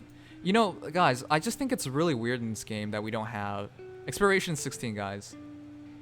I just feel like it's really weird in this game that we have so few skills. If you think about, like, how come we don't have more skills? Like, we don't really have an alternative to Fury because, like, the idea of Fury is just Fury. How come we don't have, like... So there's like a split in between skills, right? If we have like Swiss Barrow, it is a half between Darting Blow and Death Blow. The level 2 of both of them, right? How come we don't have something like for like Fury or something like, or you know, with Life and Death, it's really cut and dry as well. Like they're different, but your A slot in general is kind of like limited to just virtually in most situations like 3 or 4 skills if you're offensive, and if you're defensive, it's like 2 to 3 skills. It's like a very small pool of possible combinations. Why don't they put in something like that where like Bolt Fighter, but it only works at less than 50%, right? Whereas Bolt Fighter right now, Bolt Fighter, but only works at less than 50% is Desperation, by the way. But like, it also depends. Desperation also, sorry, not Desperation, Brash Assault. But Brash Assault needs to fall like the ability to get counterattacked for it to trigger. Like they could do some small variations on these skills, and it would just add to the game in some way.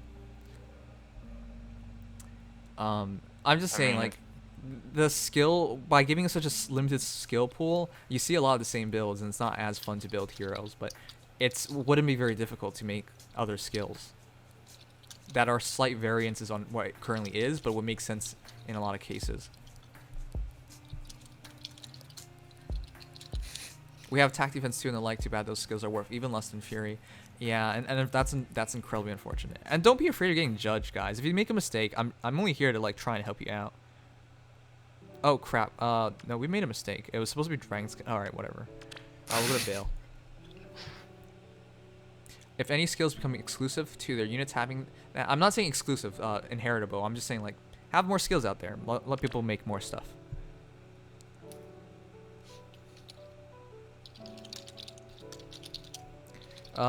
Real quick. Athena's a great hero. I considered going for her, but I went for Hannah and in this case, 52 attack, 45 speed. Very comparable to Hannah. One sec. I'll put up my Hannah so we can check it out in comparison. My Hannah is +9. The reason why I compare, because originally when I decided between Hannah and Athena, I could have gone either way. I ultimately went for Hannah over Athena, just because of Armor Slayer. The Wu Dao is really good too. Alright, so my Hannah at +9 is 53 attack, so 1 more attack, 46 speed, 1 more speed. Yeah, I mean that's ultimately why I made up my mind. Hannah has 2 less HP, 2 less defense, and 1 more res. Yeah, they're super comparable. But yeah, ultimately, like I went for Hannah because I just thought like the IV spread was slightly better. And either way, Athena's great, very comparable. In effect, there's virtually no difference when you use the two heroes. Either way, this Athena's really good up close. Swiss Barrow, Flashing Blade, makes sense. 49 speed, 56 attack, Flashing Blade for fast draconic auras, and then you just smash them with Wu Dao, so that's really good. Renewal makes a lot of sense for the points instead of Desperation. It doesn't make up for Draconic Aura though, is the unfortunate part. I get Renewal, I use Renewal as well, but ultimately I think Ether makes more sense. The only problem, like, with Ether, you'll have Ether ready for the next fight. But the only problem is, like, you might not get the kill. Like, if my Hannah's struggling to get kills at 53 attack, depending on your team, you might have the same issue. So that's my only worry for you. We've already summoned, guys. The first thing we did was summoning. This is the later portion of the stream. I don't think Fury scales very well, guys. At a certain point, imagine you had Fury 10, alright? You take, what is it, 20 points of damage? Yeah, 20 points of damage. And then for most characters, that means you attack one time. Next time you get attacked, you're literally dead. Now, if it was like Fury 100, then actually that scales really well because you would just drop down to 1 HP, but you might take no damage, right? So, I don't know. For some skills, I don't think they scale so well, and it just depends. But I do think we'll have higher versions of basically every skill set. I'm done with my report. Did you get anything good out of it, Nims? After, you're such a proper guy to finish your report first. But I technically got what I wanted. Technically. I got her, but yeah. Close counter, QR, attack smoke, close defense, guard bow. Who is this? Low clan. Tier 17. So Leon, I think, is a pretty underrated archer in the current meta. Not a lot of people do defensive archers with close counter, but Leon's one of the few characters that can pull it off. Gordon can technically pull it off, so can New Year Takumi, but they're not as good as Leon in this role. Leon's just a lot more fit for it. It's interesting you went for Garbo. You mean New Year Karin? Yeah, and why Corn? You said Takumi. Oh, okay, my bad. I mean, technically, but Corn's probably better. Okay, well, Over yeah. Takumi. Those three archers are really similar. Leon, Corrin, and Gordon. But Leon actually comes out ahead in just about every situation. So yeah, Garbo makes a lot of sense. QR, close counter, attack smoke, close defense. The idea is like you attack, hopefully they can't counterattack. You trigger attack smoke, debuff the entire team, and then when they attack him, he just uses QR, close counter, Ignis to get the kills.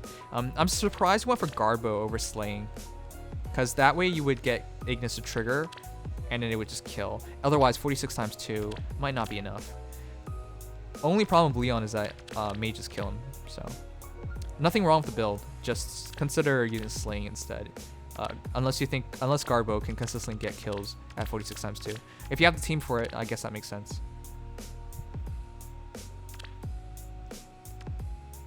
Benny Wen. Very when you go distant defense, close defense, you just make him a complete defensive monster. Plus attack, minus speed. I don't remember space speed anymore, but yeah, it's plus attack. Distant defense, close defense. Yeah, this is a fine build. I wouldn't change anything.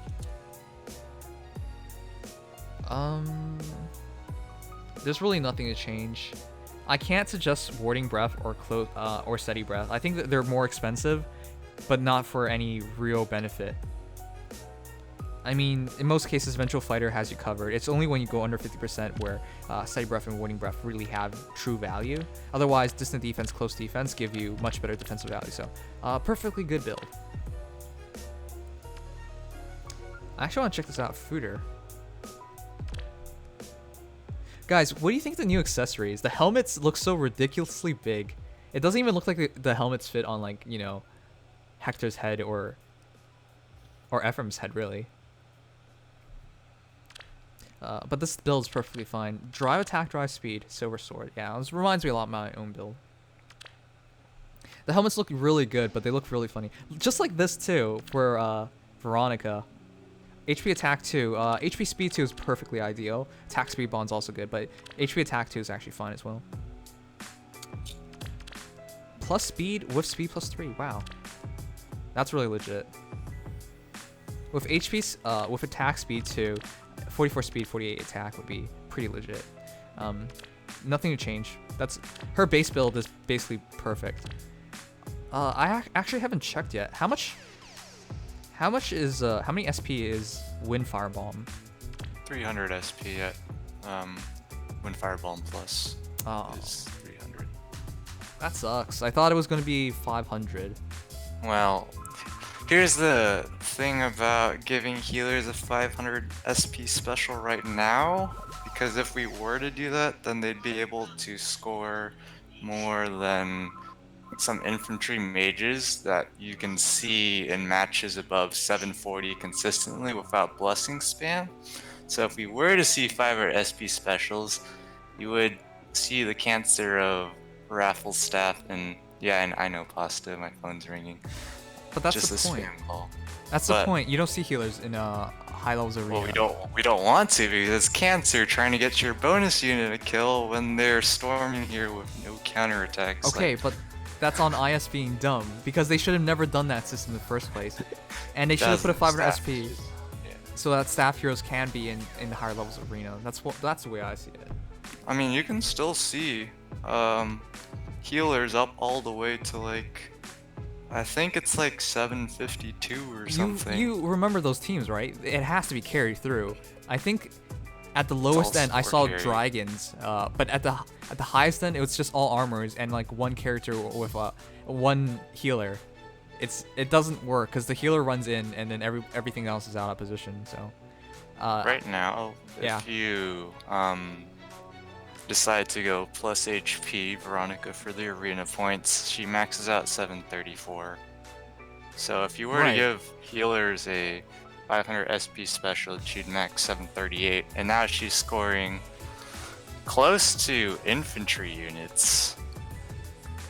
Okay, but that's At max. Veronica. Just Veronica, because she has a legendary That's- staff. Yeah, Most other healers that- don't have but- that benefit. but they have more BST. Of course, like the other Cavs healers won't, but like infantry healers have more BST, and so they basically like compensate for not having that legendary weapon. Their BST isn't that much higher. It's just one bin, isn't it? Well, yeah, that's all you need, one bin. But then they would just be the same place because of the legendary weapon. No, yeah, exactly. So like all those healers are, besides the like Cav healers, would be scoring all or up there. They would be scoring the And same. so you it's the could same even thing. technically get multiple healers up in those high scoring matches, which would be even worse.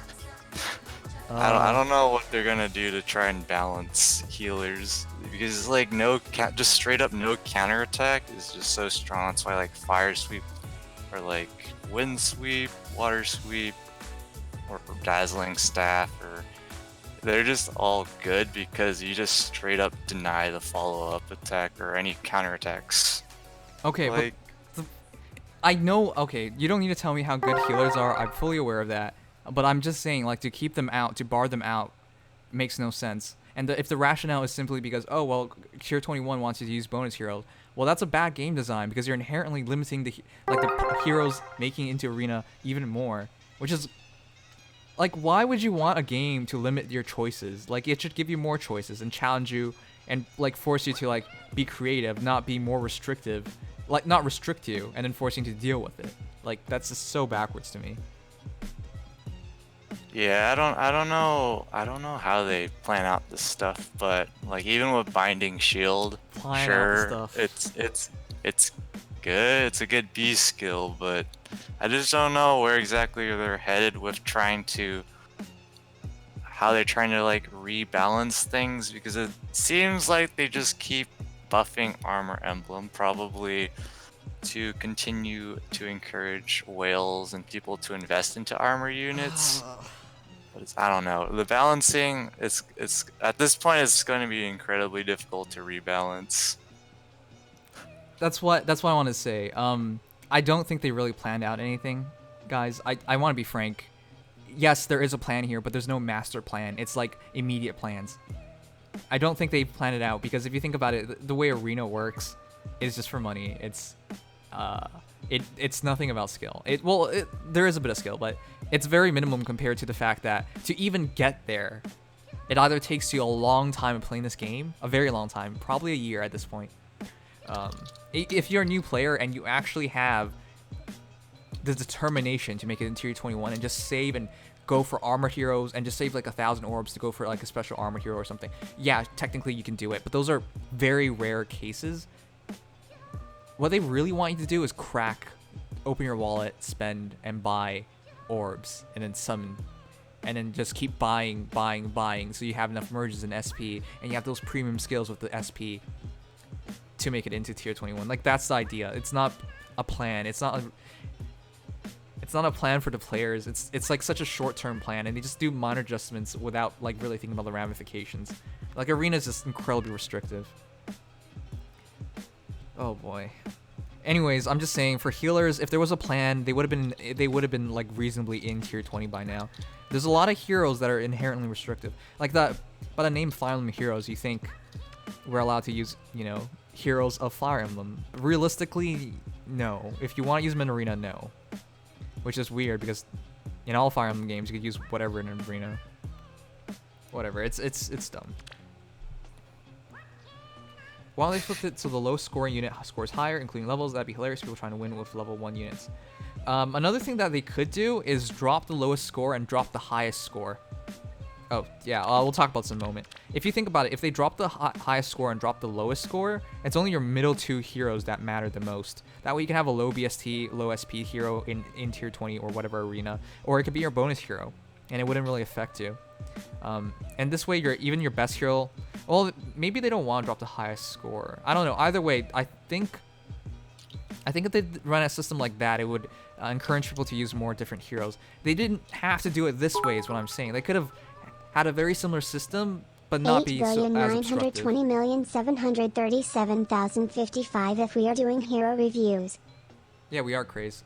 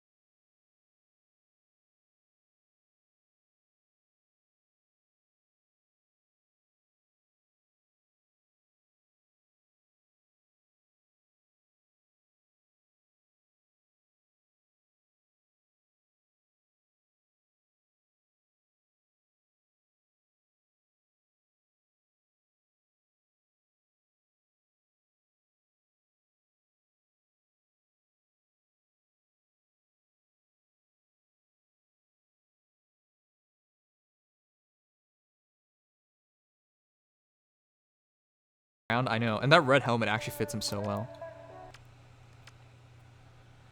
All right, let's do a couple more people. Brennan, Bago, Ranmex, 2 more numbers as well.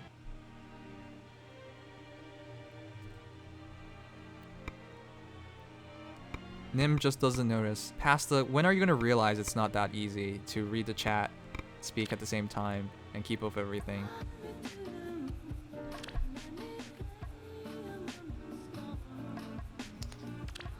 Did I not check out Pasta? Alright, well. Color craze. Fire Sweep Sword. Jesus. Is there a reason why you would want to go for Flower Sweep over a midi? I feel like a midi would just kill them anyways. Well, if you're trying to deny the counterattack, that's like My one bad, reason why people. Oh. Go ahead, yeah. That's just like one reason why stuff with just like straight up no counterattack so strong, like Fire Sweep. Sure, in theory, you could use a midi and you'd kill a lot of units, but maybe perhaps sometimes you can't take a hit if you're going to do a quad or something, so then you can't pull off the kill. But with like Fire Sweep, you can just poke safely. That's just nature of Fire Sweep. But in I don't contrast, know. There's some builds where just running like Fire Sweep's better than like say maybe running a midi with Wind Sweep, for example. okay, I understand that, but a midi provides you counterattacks and Fire Sweep doesn't. So it's a trade-off no matter how you look at it. If you just need 2 hits, then Fire Sweep would be better. But if you you could quad with a midi though, and you not just that, you can counterattack. So whenever you can take a legendary weapon or a special weapon over another a weapon that you skill inherit, I usually take it. It's interesting. I know this build works. It's one of the builds people talked about when she first came out in the game, but I found when Fire Sweep first came out in the game, but actually I found like Please it's check super out my strange. The first midi is plus so 10. good. 6,207,813,178. So I can see where you would want to use this. Alright, Train, I'll check it out.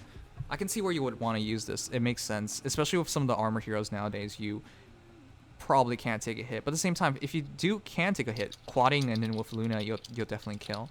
It's really interesting. So you must have a reason for this, but you appear to be running her in Flower Emblem. Maybe you just don't need it anyways. Maybe you just naturally kill anyway, so it doesn't matter. So there's no point in quadding if you just kill them in 2 hits. So I guess it's just I'm not a fan of switching out legendary weapons for weapons like that, especially when a midi is, in my eyes, still the best brave weapon in the game. Especially in the case of where you consider Alincia's stats as well, because she's actually quick enough that the -2 speed doesn't affect her too badly, and it's 11 might as well. Of course, you know, with Alm in the game now, that's not technically a brave weapon. It's because of well, I guess it's in the weapon, and with like double iron for the new Celica and stuff like that. But still, I think a midi is still amazing.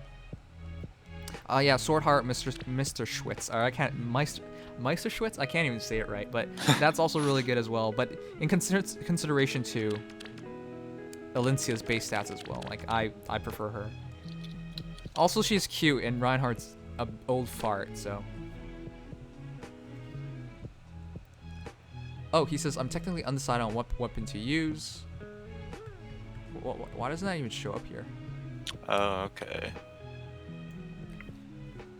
I ask for a review on Linston because I'm actually conflicted on what to choose. My personal opinion is to go for a midi, unless you have a specific reason why you would want to use Fire Sweep, as in your team composition requires it. That's the only reason I would go for it. Yeah, Fire Sweep is just basically... Yeah? Fire Sweep's basically, technically I'm all-out actually undecided offensive on what weapon to because use. you're just I avoiding asked for a counters review and just for let you Enchant poke because a I'm lot. actually conflicted The thing on with what to a midi choose. is, of course, you can, if you run her for like Desperation, just for like a generic build, she's able to, because she's fast enough, you could technically bait with her and get into Desperation range and cheese that way. Mm-hmm. But, Life and like, Death Desperation's good too, yeah. I've used both builds before because I have a friend who has a +10 Alincia that like goes back and forth between them. I like both of them. I find sometimes though, like a midi, sometimes she just straight up can't kill even though she quads, which is ridiculous. Wait, sometimes. really? What are you attacking? Like just straight up red super tanks, and obviously she's not gonna do too well against blue tanks. It's kind of crazy what I find. Huh. But in general, she does kill a lot with a midi when she quads. You just gotta make sure her base attack's really high to... I think she has the support because she has if she's using 4 or 5 flyers, that means it's Flyer Emblem, I would say. But though you also have guidance, which is really weird. That means you're kind of running her in... Maybe it's like 2 flyers Yeah. and armor or something, I don't know. or 2 armor, or infantry and armor, or it's a tactics team. Either way, that's fine. Personally, I would go for a midi, but you have Fire Sweep already. It depends on what you really need it for. But a midi is one of the best weapons, brave weapons in the game, and it's just a pure shame not to use it. When you have chill defense, when she hits as hard as she hits, remember it's a 54 attack, and if you manage to chill and you quad, if they have really high armor, you would usually quad them. Yeah, I would go for that. You can use Desperation, but run her with chill defense as well to try it out. Fire Sweep is fine though. And of course, just the best way to figure out which weapon you want to use is just to use both because you already have Fire Sweep on her, yeah, so that's you true. can just test it out, see what playstyle you like, because playstyles are kind of different. Because usually I see it run with Gale Force, so in that instance, I usually prefer the Fire Sweep for Gale Force because sometimes she kills a little Sometimes, I don't know if a MIDI, it's pretty inconsistent with damage output when you're running Gale Force. She has a lot more wins on her matchup cards when she can proc like Luna or something. So if you're like using Gale Force, I personally like running that with Heavy Blade and Fire Sweep, but that's basically like running a blue Cordelia, I mean a red Cordelia. I would say that's a bit different, but Yeah. I get what you're saying. The problem with running that like that is just I think Cordy's attack reaches a high enough point to make sense. With a MIDI, I think you need a bit of, I think you really need some help there to make it work. But yeah, it does work if you can make it work. I mean, if you can get the attack stats. This is Rainef's first +10 hero. Only issue I have is Life and Death 2. Why? Why would you have a +10 hero with Life and Death 2? Oh, don't tell me. Oh no. You can't get Fury. You can't. You're part of the no Fury group. Ether, this is your brother. I mean, I can't even get Life and Death, so I wouldn't even be able to have an ace skill. Oh my god, yeah. I feel really bad for you because I think you know, Fury is obviously the superior option. Fury with Windsbrand is such a great combination because he could take his defensive stats up high enough that he can take on Brave Lins. The thing is, like, Brave Lin would nullify any bonuses, but combat boosts are not nullified. So Windsbrand still functions if you could just surround him with, like, allied heroes. And he can take on most mages if you, again, utilize Windsbrand. And again, with Windsbrand, if, like, those heroes have the highest attack, he shrugs it off even better. So Fury's a great option on him. It's just unfortunate you have Life and Death too. God damn. I would do Fury Desperation. That's personally how I build him. Vantage makes sense to a certain degree, but he doesn't hit hard enough. Is this plus attack, actually? I don't know. Let's go check. I don't think so. Oh yeah, Is you're it right. 14 might tome and Life and Death 2? I believe, yeah, I think, yeah, you're right. That's Plus speed. neutral. That's neutral. Plus speed, alright. The reason why I suggest Fury Desperation is you don't really have a better option. You can try Fury Renewal just to counteract the Fury, and it's worth more points. But you don't have many choices here. There's not a lot of... Look, guys, I know you guys are on my case when I say Fury Desperation. IS literally gave us like 3 options, realistic options for B slot skills. Am I going to suggest, you know, Fury Renewal when he has solo HP and, you know, his speed is that high?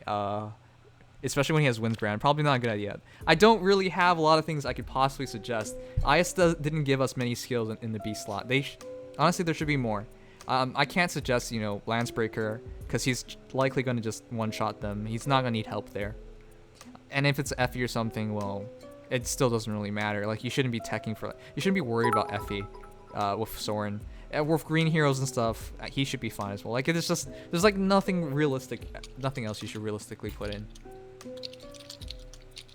We have B skills that score high. That's why I suggested Renew. You could try Wings of Mercy and stuff like that, but that's just for defensive arena. Offensive... If you're using him in arena for yourself, there's no real reason. So... It's Renewal or Desperation, realistically, and then Fury in A slot. And then whatever you want for C. He comes with Fortify Res, that makes sense. I would go for Ether here, because that's just for points, and that's it. Give Soren a bond skill and a link skill. See, the issue of suggesting bond skills, while they're ideal because of how he uses the Altome, all bond skills are from special heroes, correct? I don't think there's... Say that again? All bond skills are from special or legendary heroes, right? There's no normal heroes with it. I mean, there's, yeah, like Randmech said, attack speed bond Oh, on attack speed on Hinoka. Hinoka. Alright, predominantly, though, unfortunately, is that you would need to go out of your way to try and get them. It's really difficult to get those skills, premium skills.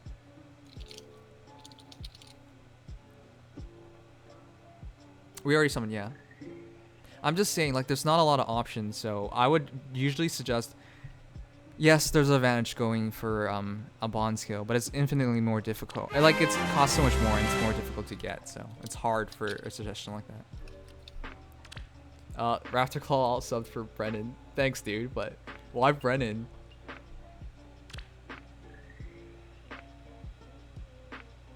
All I see is DC or Fury, right? And that's what I'm saying. Like it's suggesting people to go for premium skills all the time when you're a free-to-play player just seems dumb to me fundamentally.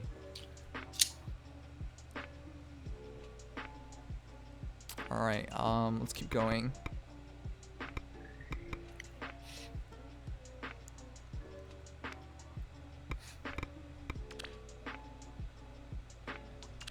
Pepper. Life and Death 2. Why? They don't have anything else. Why is Shiwa here? Shiwa, this is all your fault. Why couldn't I have this, Shiwa? Minus speed plus attack. I'm pretty sure that's plus attack. God damn it, Shiwa. Yeah, I'm pretty sure that's plus attack. Anyways, really, there's nothing to change. Wings of Mercy and B makes perfect sense. Heavy Blade, I think, is kind of overkill. I guess it works. You use Heavy Blade, you get Glimmer for our next battle, so... Idea is you one-shot something, Glimmer's procced, and you use her defensively, and then something attacks her, Mage attacks her, she survives, she one-shots with Glimmer. I get the idea. So, yeah, that's good too. Glimmer also just makes perfect sense, because... low cooldown, and effective against damage. That just guarantees a kill. I wish you to not get garbage. Shiwa, you know, you could just wish me to have good luck. That would be better than saying I wish you to not get garbage. Why don't you just say I wish you get good shit or something? You weird. Okay, sure. Anyways, I'm blessing with my E rank luck during FGO summoning. Oh my god. Yeah, we gotta summon FGO after this too. Anyways, nothing to change. Perfectly fine. Yep, just a good generic build. She'll one-shot quite a few armored units. Alright. Alright, we're gonna have to go through these real quick. We're gonna have to miss a few people. But yeah, it's getting late, and I do want to do FGO summoning as well.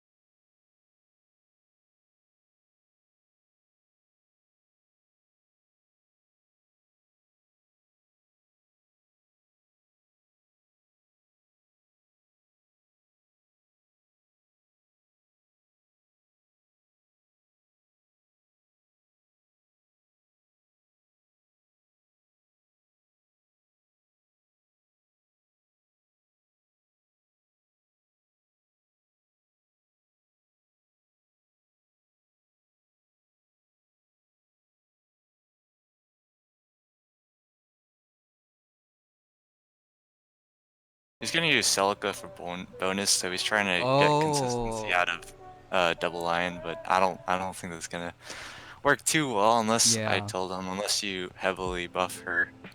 Because her To base get here defenses adjacent aren't. is difficult. Yeah. It's not a meme build, guys. It's seriously. If you want to make it and stay in tier 21, you gotta try ridiculous things like this. It's not a fun place to be in. You don't want your heroes to kill, and then you want them to set things up. Like hell, I can imagine you setting up Gale Force. Like you attack them, Gale Force triggers, and then you use the next turn to do rally attack defense instead. Like that's the kind of stuff you're going to have to do in tier 21. It's just to allow your alpha on Serena or whatever to get all the kills. It's really dumb, but that's the reality of it. And yeah, water sweep is there because Soleil has a pretty decent base speed, so you're trying to avoid doubling units that you would kill, like for example maybe like male Grima because he's too slow. So regardless if no matter what kind of unit she fights, she'll only attack once at most. So that's the idea with it. And of course, Poison Strike Seals to synergize with that, so you can get some extra chip damage in. All right. Well, I think it's really clear. Next is Jazo.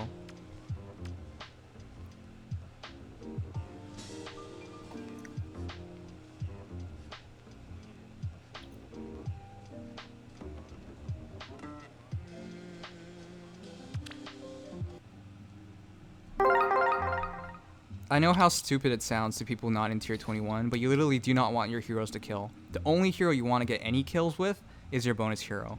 And unfortunately, that means doing dumb things like that. It's not a build anyone actually wants to use, trust me. Morgan, Grimace Truth, Ether, Close Counter, Defense Reslink, Drive Speed, Close Defense. You know, Jazel, you always make these great builds. So if he uses drawback or drawback to draw forward, drawback's always been a weird thing because you could technically just draw something forward as well. Anyways, it triggers Defense Reslink, gives him 33 defense, and then with close defense it's 39, and then he uses close counter. The idea is simple, like if Morgan gets hit, Grimace Truth activates. As long as he can attack, this would trigger, and then attack speed -5 on enemy targets and attack speed +5 on allied targets. So you effectively create a gap of 10 attack and 10 speed, which truly just softens everybody up. So Morgan's really good for a lot of reasons. Helps the rest of the team get kills, and I wouldn't change anything. Close counter makes perfect sense. It's 4 points as well, and you have a pretty good setup for it as well with defense, reslink, drawback, drive speed just for team composition reasons. It's a great Morgan. I think I've seen your team with this Morgan, right?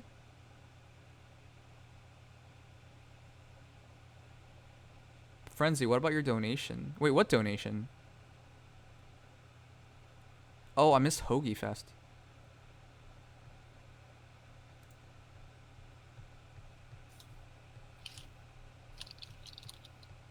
My first Arena 2.8 unit, he has Summer Support, and I'm considering giving him Defense Smoke. Defense Smoke would actually work out pretty well as well. If you debuff for attack speed and defense, you really soften everybody up. And considering the first target you hit, you actually do damage on, they're already technically softened anyways. So. Yeah, and he doesn't have super high attack, so he's perfect for baiting bonus unit kills because he's less likely to get one-round KOs on folks for the first engagement. Yeah, I mean, heroes like Morgan are perfect for the new arena system, just for the fact of debuffing and buffing. Honestly, it still feels really weird for me that we have this system, but here we are, guys. Oh yeah, and the two teams, I'll check them out immediately after this. Right, anyways, there's nothing I would change. I mean, I've seen the full team, so I know how well this will actually work. Do you think they'll revert the bonus unit change?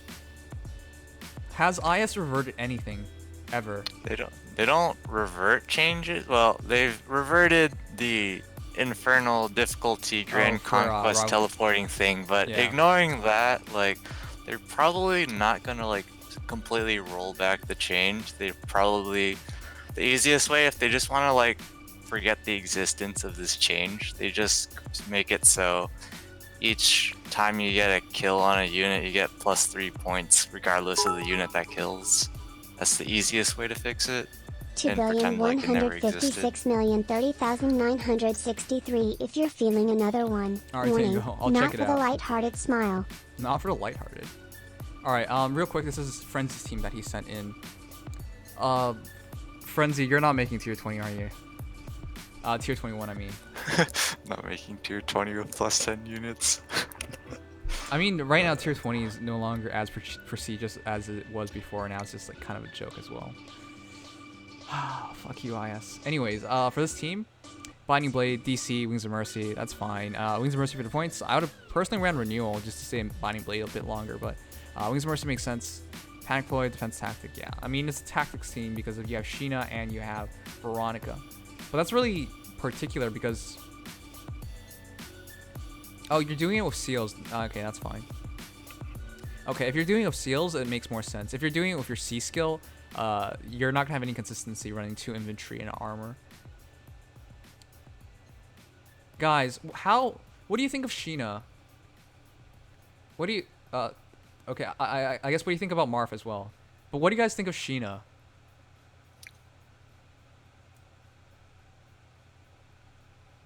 I mean, as a unit, I've liked Sheena because my first 5-star was a plus attack minus speed Sheena.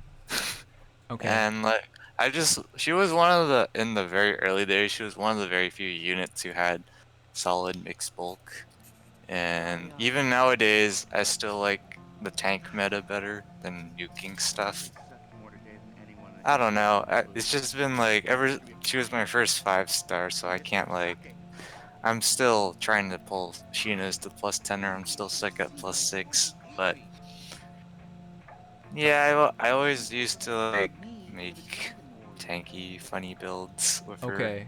Well, the point I wanted to get back in the was day. everybody basically has to marry Sheena.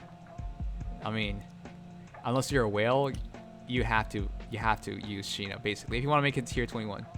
But here's the thing. You're married to Sheena, but so is everybody else. She's with everybody. Everybody's gonna use Sheena. And you're gonna use Sheena. And you're all gonna love Sheena. Just stare in the eyes, because you're gonna be looking at her for a very long time to come. Because this is your end game, green hero, right here. Well, there is an alternative.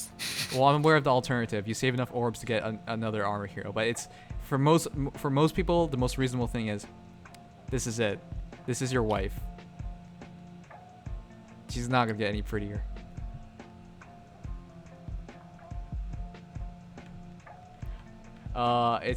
I don't want to use her personally. I would rather use Nino, but we're not gonna get a chance to. Anyways, this game makes me sad with like the lack of choices we are given. And you would have to go for Speed Sheena too. So, I guess Speed Sheena here with the double drives. Marth would add 5 speed to her, so she reaches 39 speed. Still not good enough though. I would still run QR on her, but drive defense makes sense as well.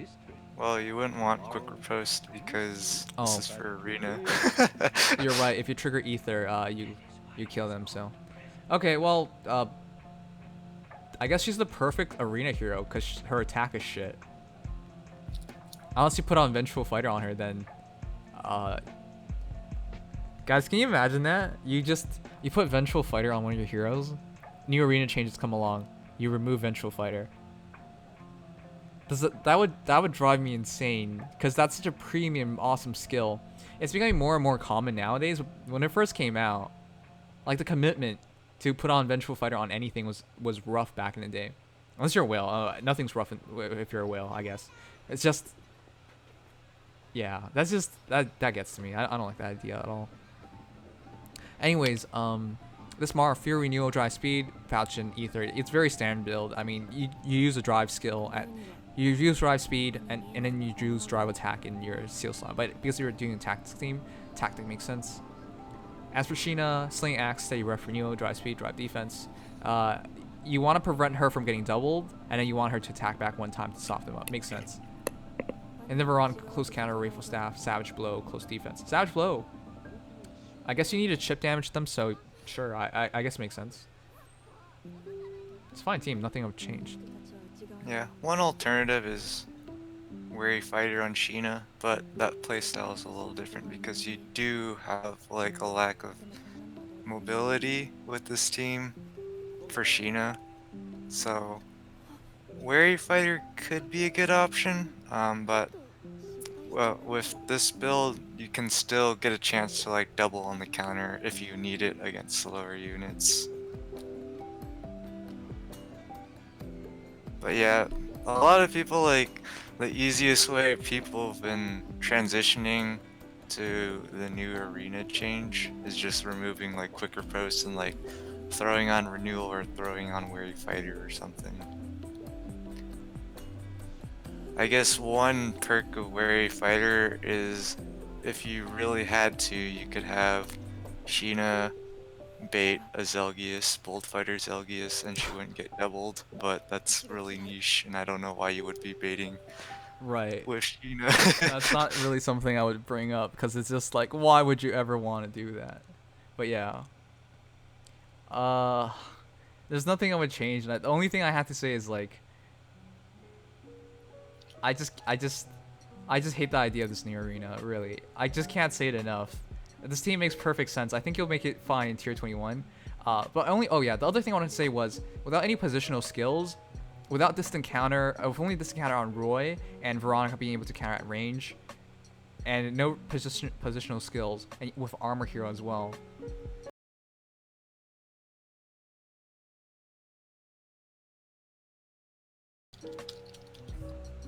You basically just have to dodge the matches where you see a ton of range units. Because usually, like for me, the matches are incredibly hard once I start seeing like 2 or maybe even 3 range units on a team. He's going to, because he doesn't have. It's not like plus 10 on everything. He still fights range heroes, which makes it difficult. Even if he had all his units at plus 10, he'd probably still see range units. Oh yeah, that's true. Yeah. That just makes it so rough because if you have an armored hero, without any positional skills, it's easy to get caught. And for me already, I get caught occasionally as well. Like it's not, especially if you want to use like one hero to get all the kills. I guess with Veronica it's a bit easier, but I would say if you could spare it, get one positional skill, it would help you a lot. Anyways, I believe this is Bagel's team. So, anyways, Bagel's team, I believe. Falchion, reposition Luna, attack speed push, chill defense, infantry pulse, heavy blade.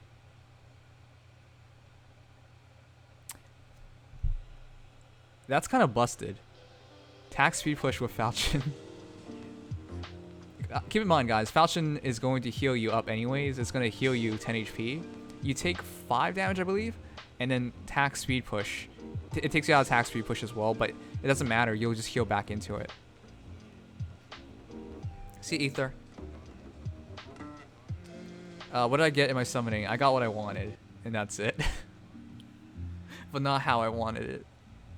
For Elm, chill defense makes sense. Entire idea of Elm is just crush enemy heroes. And he has Heavy Blade Luna as well, so he will really crush the enemy heroes. If he doesn't kill him in one shot, he'll definitely kill him on the second hit. And the idea is, I think you kill him in one shot, and you get Luna for the next battle, and then you kill him, and then you're out of double lion, but you have Luna, and then you just kill him. So that's really good. Great Elm. Well, he has infantry pulse support, so he has Luna up in first engagement as long as he procs Heavy Blade. Okay, yeah, you're right. I mean, if you look at everything first, yeah. So yeah, he's gonna crush whatever, and even if he doesn't, like, even after that, he'll have, that's even more ridiculous, because you're right, Luna triggers immediately, and then he immediately gets another Luna, so. Well, no. Well, it's just like Luna on the second hit, because, well, I can't see the Luna, but I highly doubt. Oh wait, you're right, Raven's 1 HP, yeah. A couple HPs off.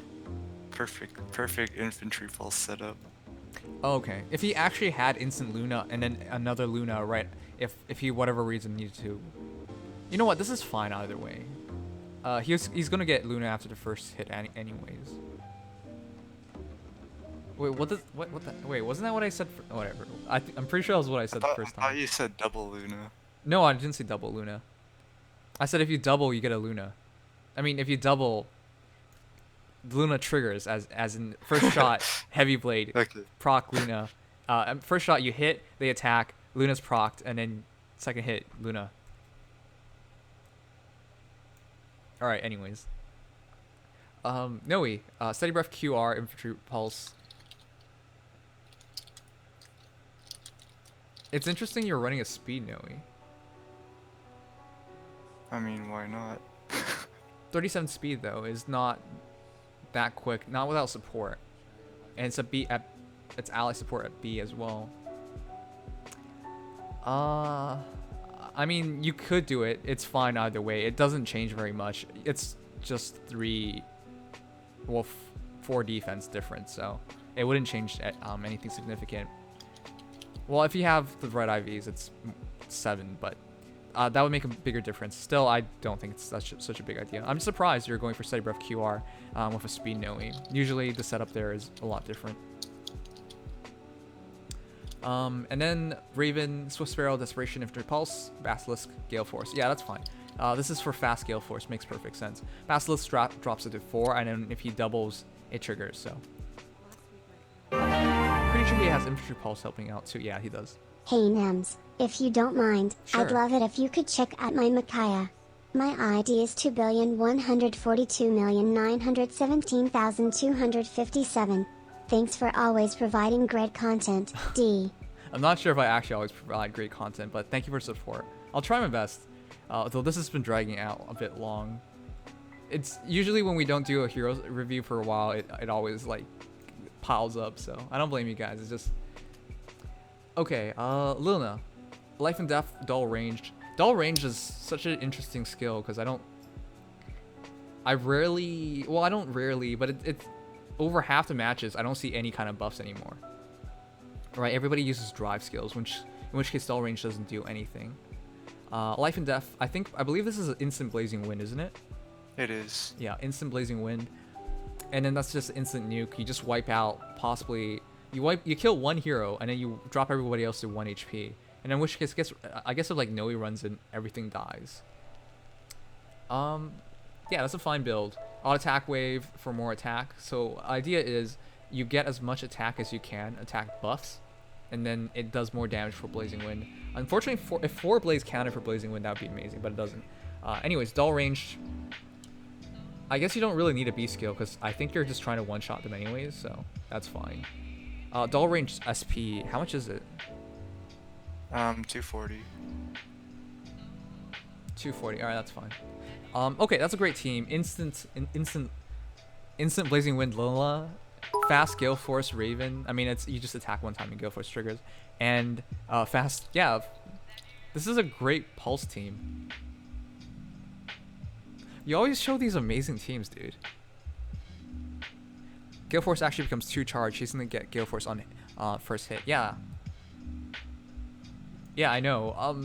It's only at 4 cooldown, and because his HP is lower than Noe and Elm, I have 0 doubt you're gonna trigger it. Not to mention he's already naturally a fast boy, and you also have Flashing Blade.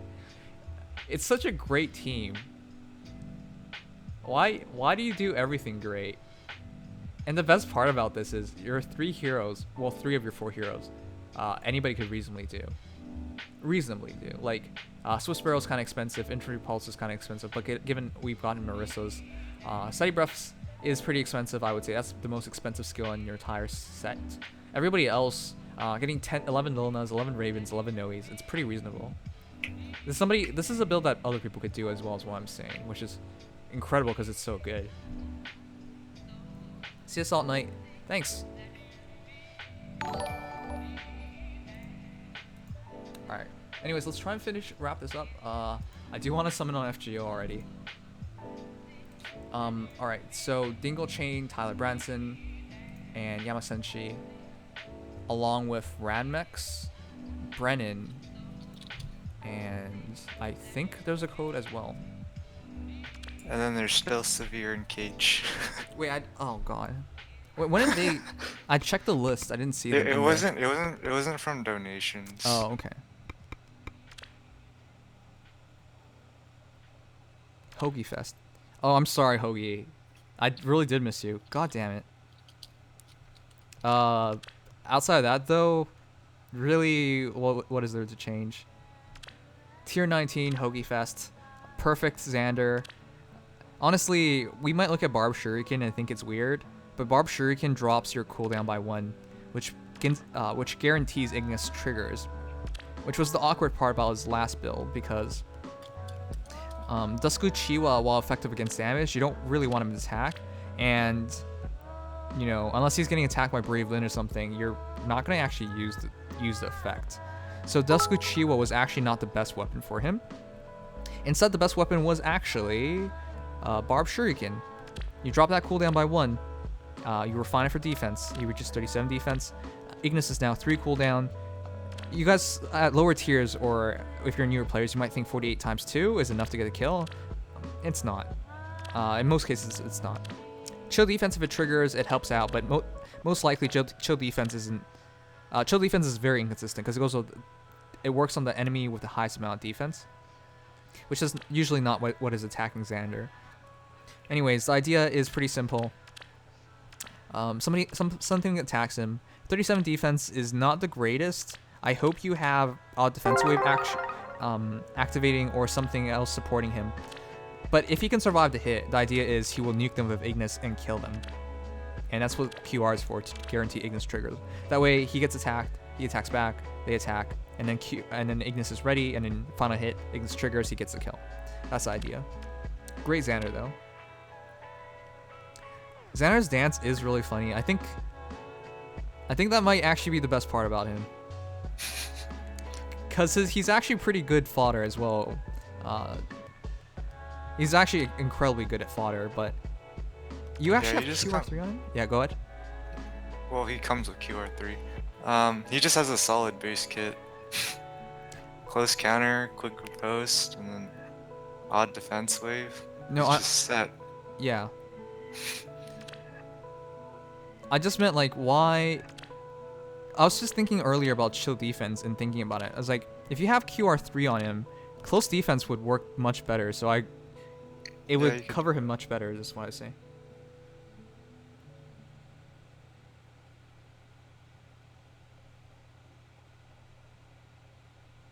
Wait, FaZe, I didn't see you. Anyways, the build is great. The one thing that gets to me is chill defense. Cause as a support hero, chill defense makes a lot of sense. But him coming with QR3 and close defense makes him a much better close counter user. His base kit is close counter, QR, and odd defense wave. That's why he's such great fodder, because he's 3 great things along with Dusku Chiwa. So that's the only thing I would say maybe consider. But other than that, it's great. Chill defense makes more sense from a support role perspective.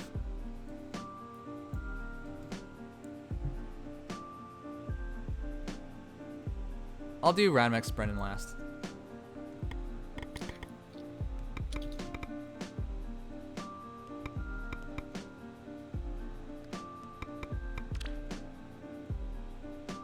Dingo and Chain. If you're feeling another one, warning, not for lighthearted. No kidding. Dingo and Chain, tier 19. No kidding, not for light of heart. Fresh bouquet. Is this for arena this week or something? Is she actually a bonus hero? I can't even remember. Let me go check. No, not next week. Okay. Very interesting. If you can somehow take a hit, she get into Brazen attack speed. Issue is her speed isn't great, her res isn't great. So finding that hit might be difficult. But if you can get in there, she's much, much better. Fresh Bouquet, I believe this is from Ninian. Yeah, Brad Ninian. I guess if you can buff yourself up to 39 speed, you're a lot more survivable for Brazen attack speed and Desperation, which is always a great combination, and drive speed. You know, this build is actually really good. Growing Thunder, I believe she comes with it. And it's 300 SP skill, so it makes sense. It's a fine build. It's just goddamn for Ursula. That's a lot. The I problem. think it's just Yeah. no, just a minor detail. Growing Thunder doesn't synergize with Brazen attack speed. Oh yeah, it doesn't. Oh, not again. Because this is a combat buff, and that doesn't calculate it. But I'm pretty sure this is just for point reasons. If you had to go Ether as well, I guess you might as well since you're going all the way with her, I guess. Just +1 though? I'm pretty sure we have a lot more Ursulas than that. Yeah, we definitely do. Interesting. Well, Dingo, you made a great hero, but I'm not sure why you did that. She's not a very good, unfortunately not very good. I mean, the character itself, the build's perfectly good. She's one of those like super power creeped heroes in the game right now. I'm pretty sure she'll get her own weapon sometime soon. Tyler Brenson, thanks for the donation and thanks for caring and supporting me. Okay, so Micaiah, I'm gonna make sure. Yep, you do intend to get your Micaiah reviewed. So I'm really surprised you did Archon's Sacrifice. Well, actually, never mind. Drawback, reposition, sacrifice. I would have just kept sacrifice and not bother with any positional skills. Sacrifice is actually really damn good. When I first read, when we first talked about Micaiah coming in this game, I fully expected her to be colorless hero. It makes sense because she's a light mage in her game. Anyways, converts penalties on target into bonuses. It's basically harsh command. Restores HP to target equals units HP current HP -1, and then reduces HP by amount restored. So she's like, it's actually a pretty good, it's a double feature skill essentially.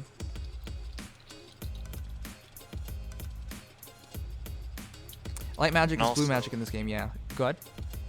And also, just like for Arena, as a unit, if you use her as one of the units on your team, she can just provide healing support too, and also get into desperation range.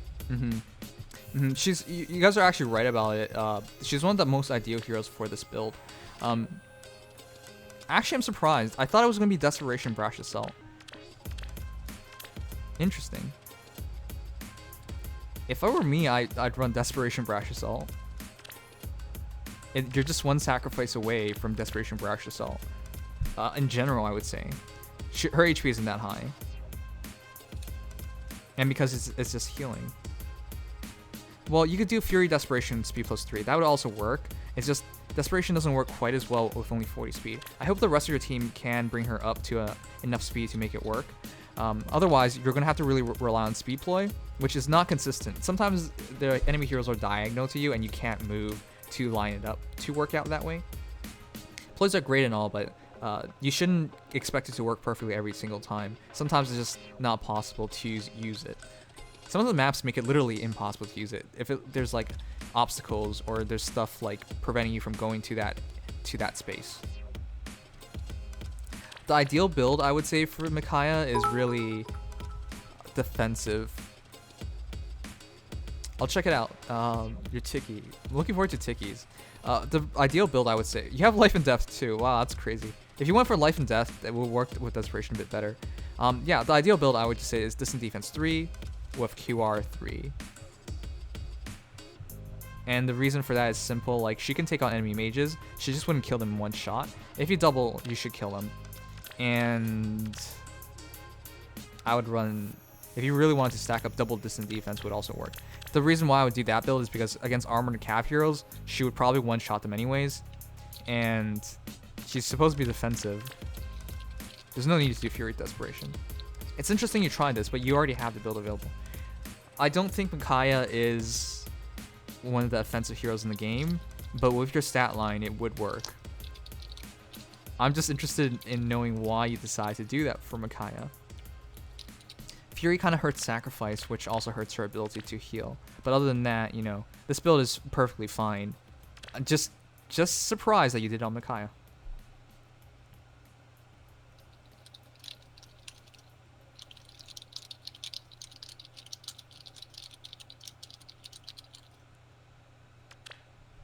But yes. See. I'm the speed versions of Makai are definitely a lot scarier in arena because like I was doing some like fun arena runs with Alphonse's bonus, and I got memed so hard by a team that had like a Gunthra with and like I think it was 38 speed Makai or something, and there was like speed tactic and chill attack and chill speed. It was just terrible. But yeah, you don't always have to. I think she even gets a super boon in speed, so it's definitely viable if you want to do it. But you can always she already has solid base res too, so you can just make her a good res tank as well. Although if it's like for arena, you don't necessarily need to be able to tank res hits as much. And she doesn't have a super boon speed. Never mind. You're right about Brash Assault, Iron. You're completely right. If she wouldn't double if she couldn't get counterattack. But the thing is, she should probably one-shot most red heroes. Actually, some could survive, but most of them would get one-shotted. If they're armored or cav, especially, they're screwed. If they're blue armor or cav, they're screwed. So in most cases, you wouldn't need to double in the first place. The only time you would really need double is against like another blue mage or something. Then yeah, you need that extra help. Other than that, you know, it's a fine build. I've seen this build. I've seen like speed Makayas, but I usually see them with sweep skills, and that makes a lot more sense to me.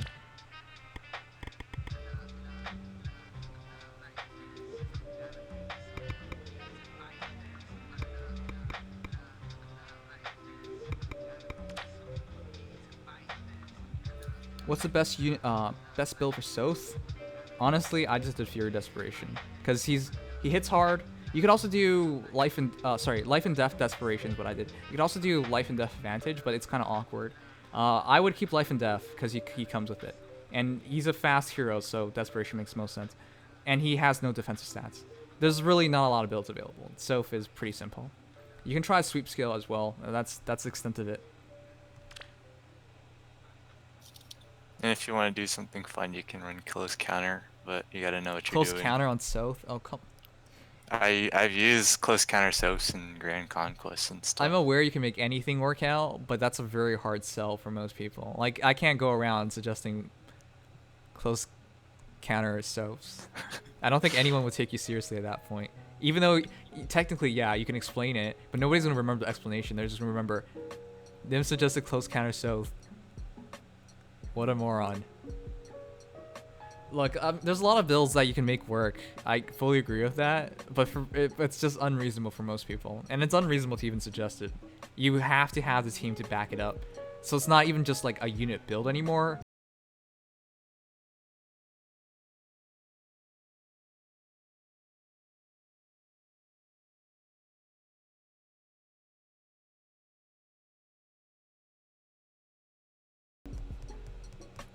Alright, very standard Tana. I'm surprised you wanted to get this get reviewed. There's nothing I could say about it. Fury Desperation. Slaying Lance is interesting. I would keep Vidofner whenever I can, because the defense +7 is really useful. But the extra 3 speed and faster cooldown Luna. Idea is, once you get into Luna, first battle, you know, you attack, they attack, and Luna, kill. Next battle, you use Desperation, Luna's proc for next battle. Like, I get it. But if you use close defense with Fury, with Vidofner, you would have 41 defense when attack, and most red heroes wouldn't do much damage to you at all. I guess for speed reasons, you might get doubled, though. It's fine. I would just say whenever you can keep your special weapon, I would keep it. And in this case, I would keep it. But this build, I think, is better in general, so I wouldn't change your build either. Once you guys usually commit over your special weapons, like another weapon, I usually don't like saying no to it, because like you already committed hard to it, and it makes sense, so. Her weapon's pretty outdated. It will be updated. I definitely don't think this is the extent of it. And even if you say it's outdated, consider people are using like Safeguard. Safeguard can be refined though, so she's going to get there. A couple new goals.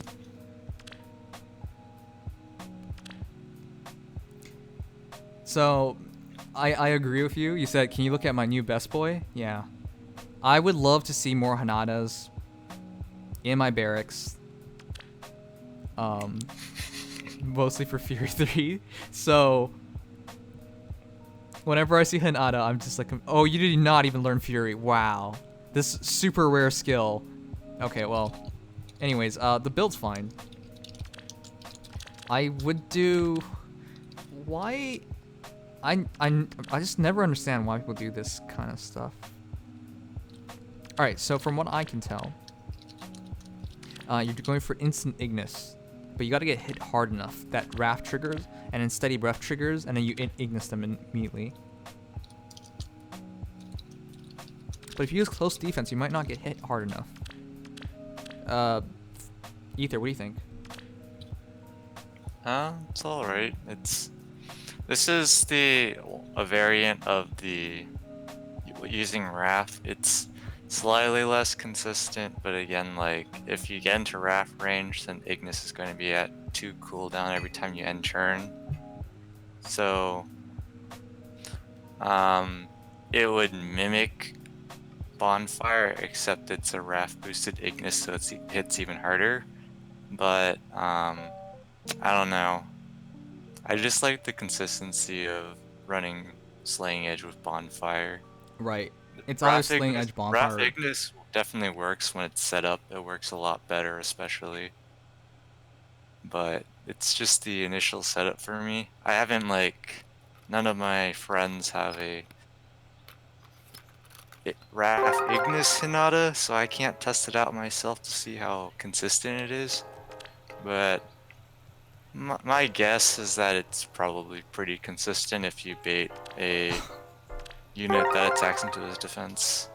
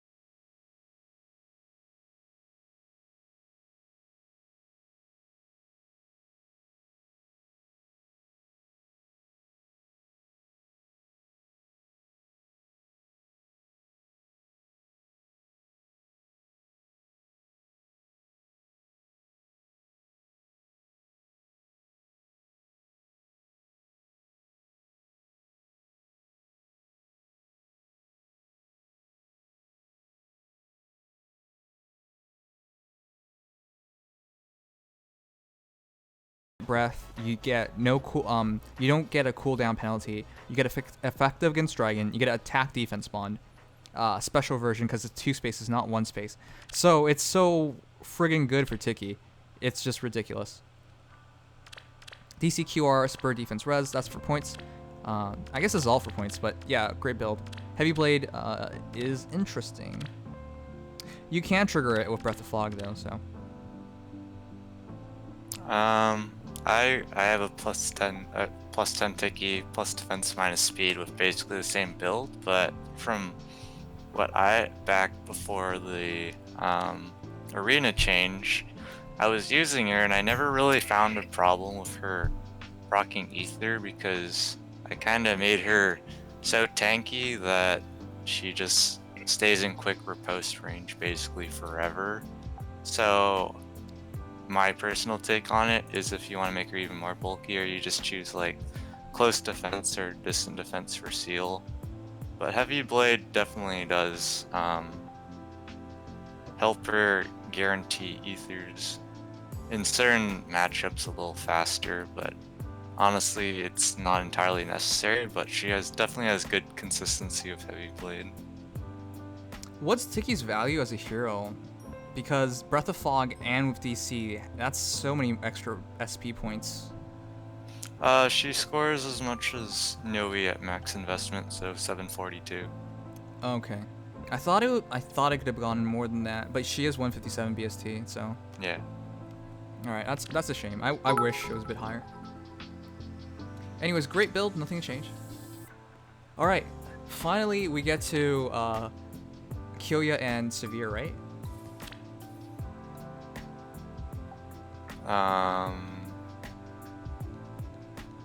Did Celestis? What? Did Celestis redeem a hero review? No. No. We've been reviewing for like an hour, guys. I don't want to take any more, to be honest. Thank you all for the donations and support, but I want to finish up so we can go summon an FGO. And the people remaining are Severe and Cage. You know, there's something very awfully wrong about the Black Knight wearing a Pope hat. Isn't the Black Knight, like, from any text supposed to be against Christianity or religion? I don't even remember anymore. It depends on your variant of the Black Knight. That just looks so weird because it's a helmet on top of it's a hat on top of a helmet. So I can't get over how funny that looks though. Anyways, the build itself is Warding Breath, Bold Fighter, Drive Res, Distant Defense. I wouldn't have gone Warding Breath. There's just no saving this. With Warding Breath, with Distant Defense, you get to 29 res, which is nothing special. And obviously, you're just supposed to use him for attacking. So I would have done Steady Breath, Bold Fighter, QR is a better build, I would say. Warding Breath, you're just using this for cooldown purposes, not really for res purposes. I guess it makes you better against green dragons slightly, but you really don't want him to get hit by mages. He can take a hit either way because his HP is so high, but you just make sure you one-shot the enemy heroes. The Black Knight, hey, do you guys think the Black Knight has aged well? Outside of Zelgius coming to the game, I think he's aged incredibly well. Zelgius kind of just messed everything up because he's basically Black Knight, slightly different IVs, and that's it. And then mergeable. Yeah, exceptionally well, right? Yeah, go on. Yeah, he still works well. I mean, like, even nowadays, he's just a solid, even though we meme about it, like, free-to-play unit, especially as a free-to-play armor with Black Luna, and just his kit's pretty decent. Comes out of the bat with Steady Stance, which is pretty good. Black Luna, which is solid. Wings of Mercy, which isn't, like, the most amazing thing, but like, if anyone's watched Phoenix Master 1's free-to-play guides, Wings of Mercy does come in handy. Like, he's just a solid free-to-play unit. Absolutely. I wouldn't change. I'm actually really happy to do Black Knight +1. +2. I'll never get +3 though, because I won't buy the BK pack. Alright, and then Kyoya, right? Kyoya. Armor Smasher, effective version. Alright, the only problem with this is I rarely see honed armor, fortified armor. How often do you see it? I see tactics. I see tactics, yes, but hones and fortifies, no. And that's the extent of it. And of course, like, dual rallies, but I mean, you shouldn't be worried so much for the dual rallies, I would say. Life and Death, Desperation, Quick Impulse. The only issue with this is my hand already dies super easy, and if you use Life and Death, you're gonna die even easier. And Armor Smasher, I believe that's 2 less HP, right, than Speed variant. Yeah, it's only 3 HP for the Special Refine, I think. Yep, and I think that is actually very detrimental. If you guys have seen my arena runs of Hannah, there's so many times she just barely lets me down. So every bit of HP means so much to me. And with Life and Death on top of that, on top of the 2 HP, this is a... Once you're in a higher tier, you're in tier 18 right now, so it's not much of a worry. My suggestion is go for speed. You don't need this. This doesn't... At lower levels of arena, I guess you'll fight effective against... you'll need to neutralize their bonuses, but higher levels, you will never... Outside tactics, you will almost never see it, so... Fast Astra. I guess, okay.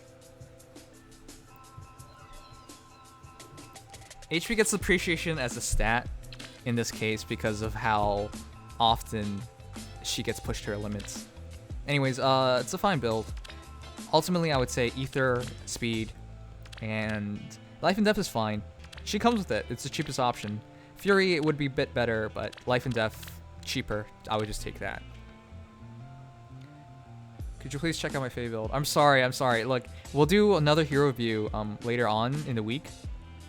But for today, we've been streaming for 4 hours, and we've done like 2 hours of hero reviews at this point. I'm really sorry, but I'm so burnt out on it.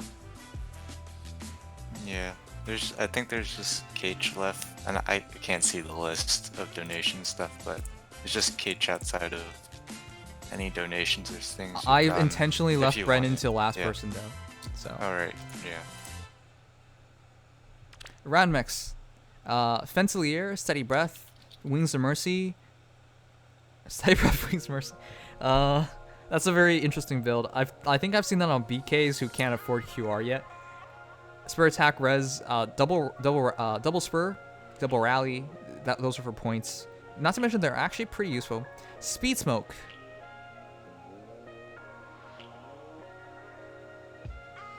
I go for attack smoke. Personally, I guess you can prevent a double like this. So, what do you think, Ether? Yeah, I think it's because Ranmex is struggling to get the resources. To be honest, like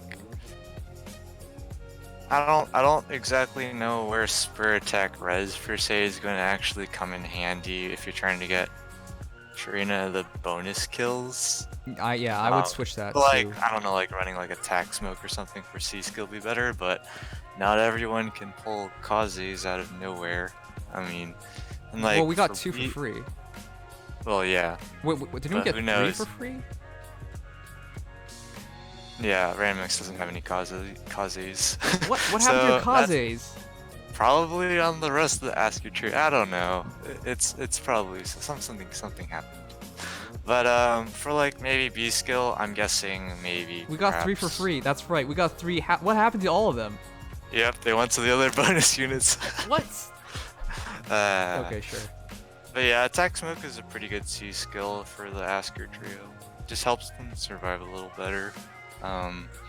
As for the Wings of Mercy, I don't really see much of a need for it, except for maybe like an interesting play where you bait with one of your units and they get into Wings of Mercy range, and you can't position Sharina to get to naturally walk in and score the kill, so you use Wings of Mercy to set that up. Oh, that's the problem. That seems pretty situational to me, and of course Wings of Mercy does have synergy with Speed Defense Bond, I mean, but probably Renewal's probably better, just for a general beast skill in that instance. Maybe Quick Riposte, but I don't know. Quick Riposte with like Ether, I don't know.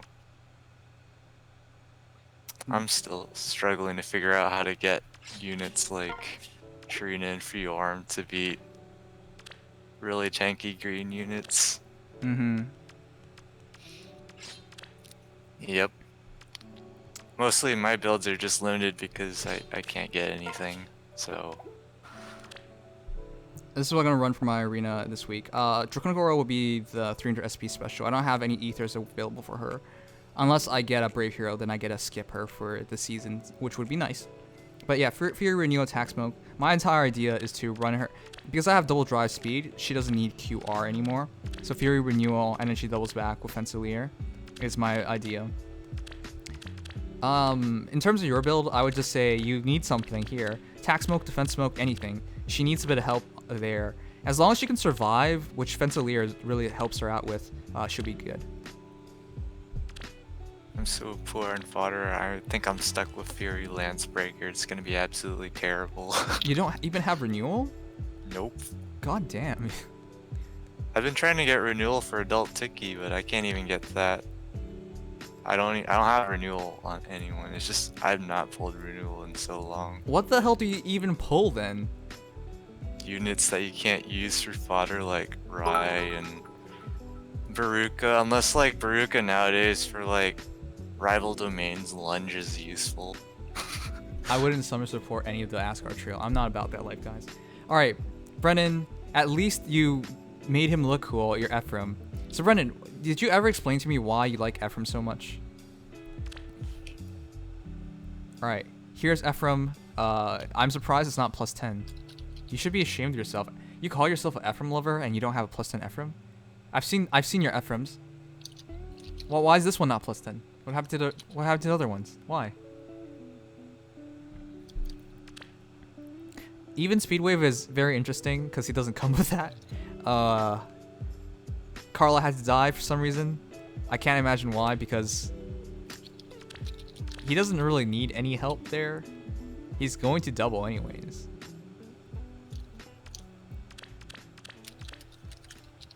I guess with even Speedwave, it would count as a bonus and he could use it to double. But I would have just kept Armor March because it just makes more sense to run him in Armor Emblem team.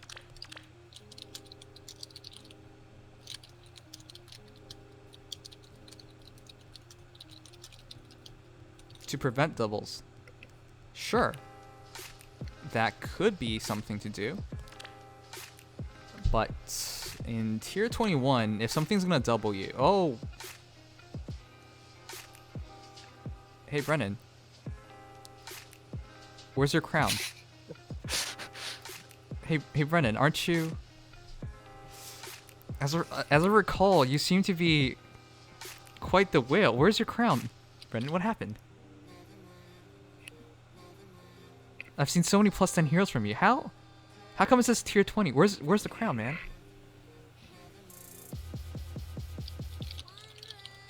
I actually want to hear what he says. Before somebody says I'm shaming him, I've known Brennan for a long time, guys. Don't actually take it seriously. But I actually thought he legitimately would make it in because he definitely has the heroes for it. But I think he's just like abrasive or like doesn't want to use Asgard trio, so he's choosing this. He's choosing this. Who the fuck is chewing? Nobody's chewing. It's typing on Ether's keyboard. Yeah. I can't really do much about that. Feels bad, man. I've been trying push to talk, but it's not consistent. The problem is my voice is so deep that I can't even like filter out the frequencies that my keyboard plays at because that's what I speak at. It's really bad. You need to kill things with your bonus unit, not just have a high score. Ace, Alright, well, thanks, Ace. Thank you for your very kind contributing comment. I'm well aware of how long you've been here and how much you've seen in that. And, thank you. Thank you so much. Okay, great.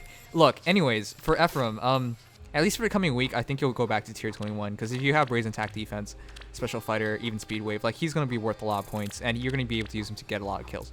You'll be fine. I'm just surprised by the build itself. Speed is a defensive factor for him, sure, but I don't think you really need to worry about it, personally, because you're going to... crown? Let me put it like this. Okay. A city crown is not gonna convince me to make an armor or dragon emblem team, nor have I ever cared for tier 21. Okay. I mean, if you cared for tier 21, it would start 2 weeks ago. But okay, if you say so. I mean, you have an armor hero right now. Wait, are you serious? A Sit T crown is not gonna convince me to make an armor or dragon emblem team. You friggin' have a perfect hero for armor emblem. Is that why you didn't even bother learning armor? So let me get this straight. You're a whale who hates armor to the length of not even making an armor emblem team to use your Ephraim, who you absolutely adore. Brendan, you're a man of conviction and stupidity. I have no other way to say it. Oh my god. Are you serious? You love Ephraim. I fully figured you plus 10 him, but if you're going out of your way to not make armor or dragon emblem, I understand now. But that's so stupid. Goddamn, wow. When did you decide so badly to not make armor or dragon, even when it's your favorite character?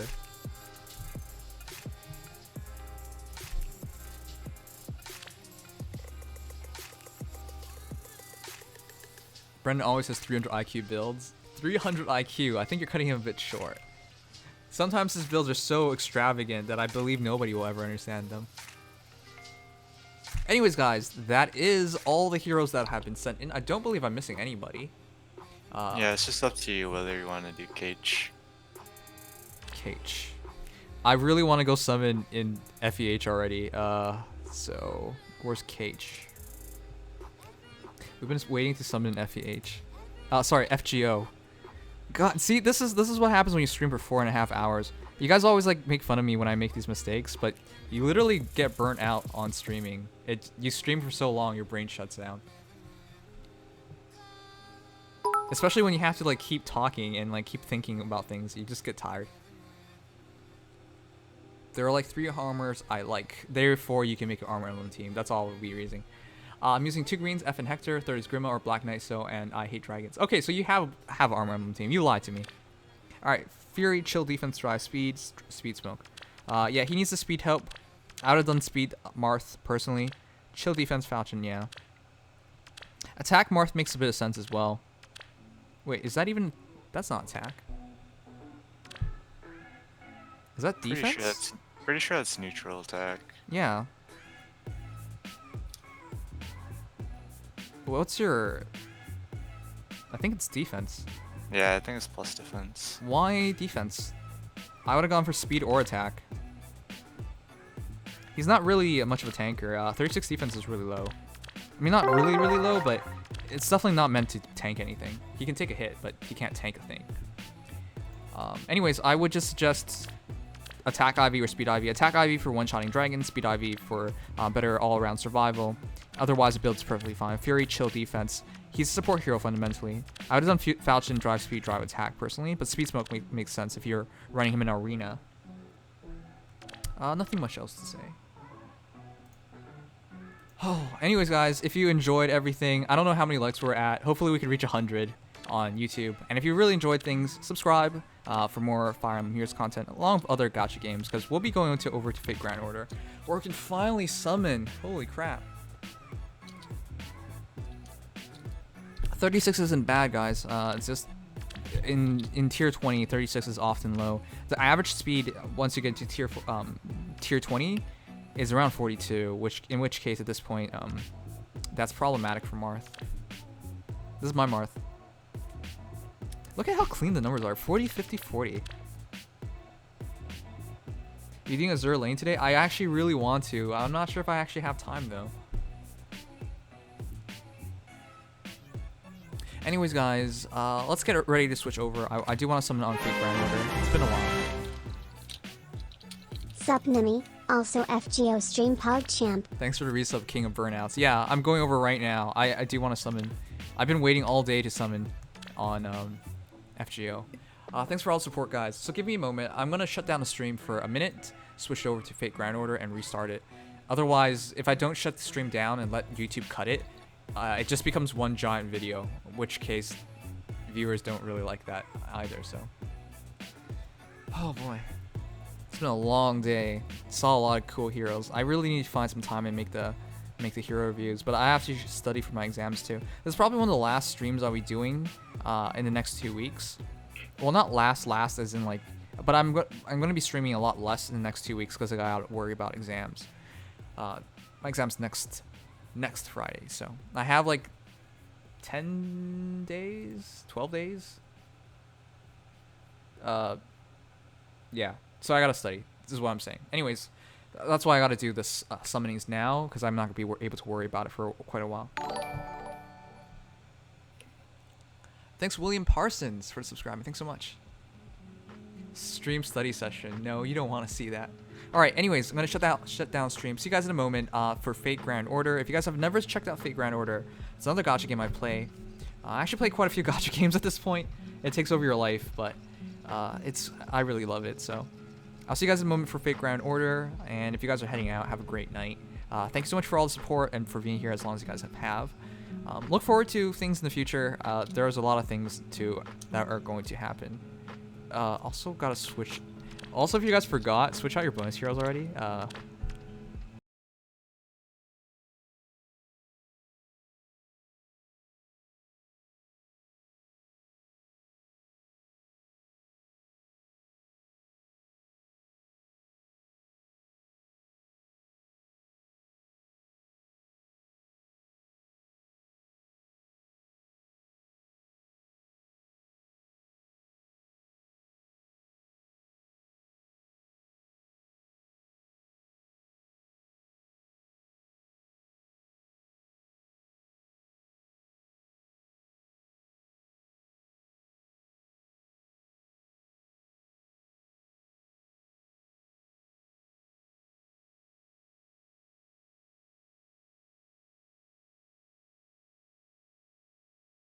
aren't you? Sure. Goodbye. Okay. All right. See you guys in a moment.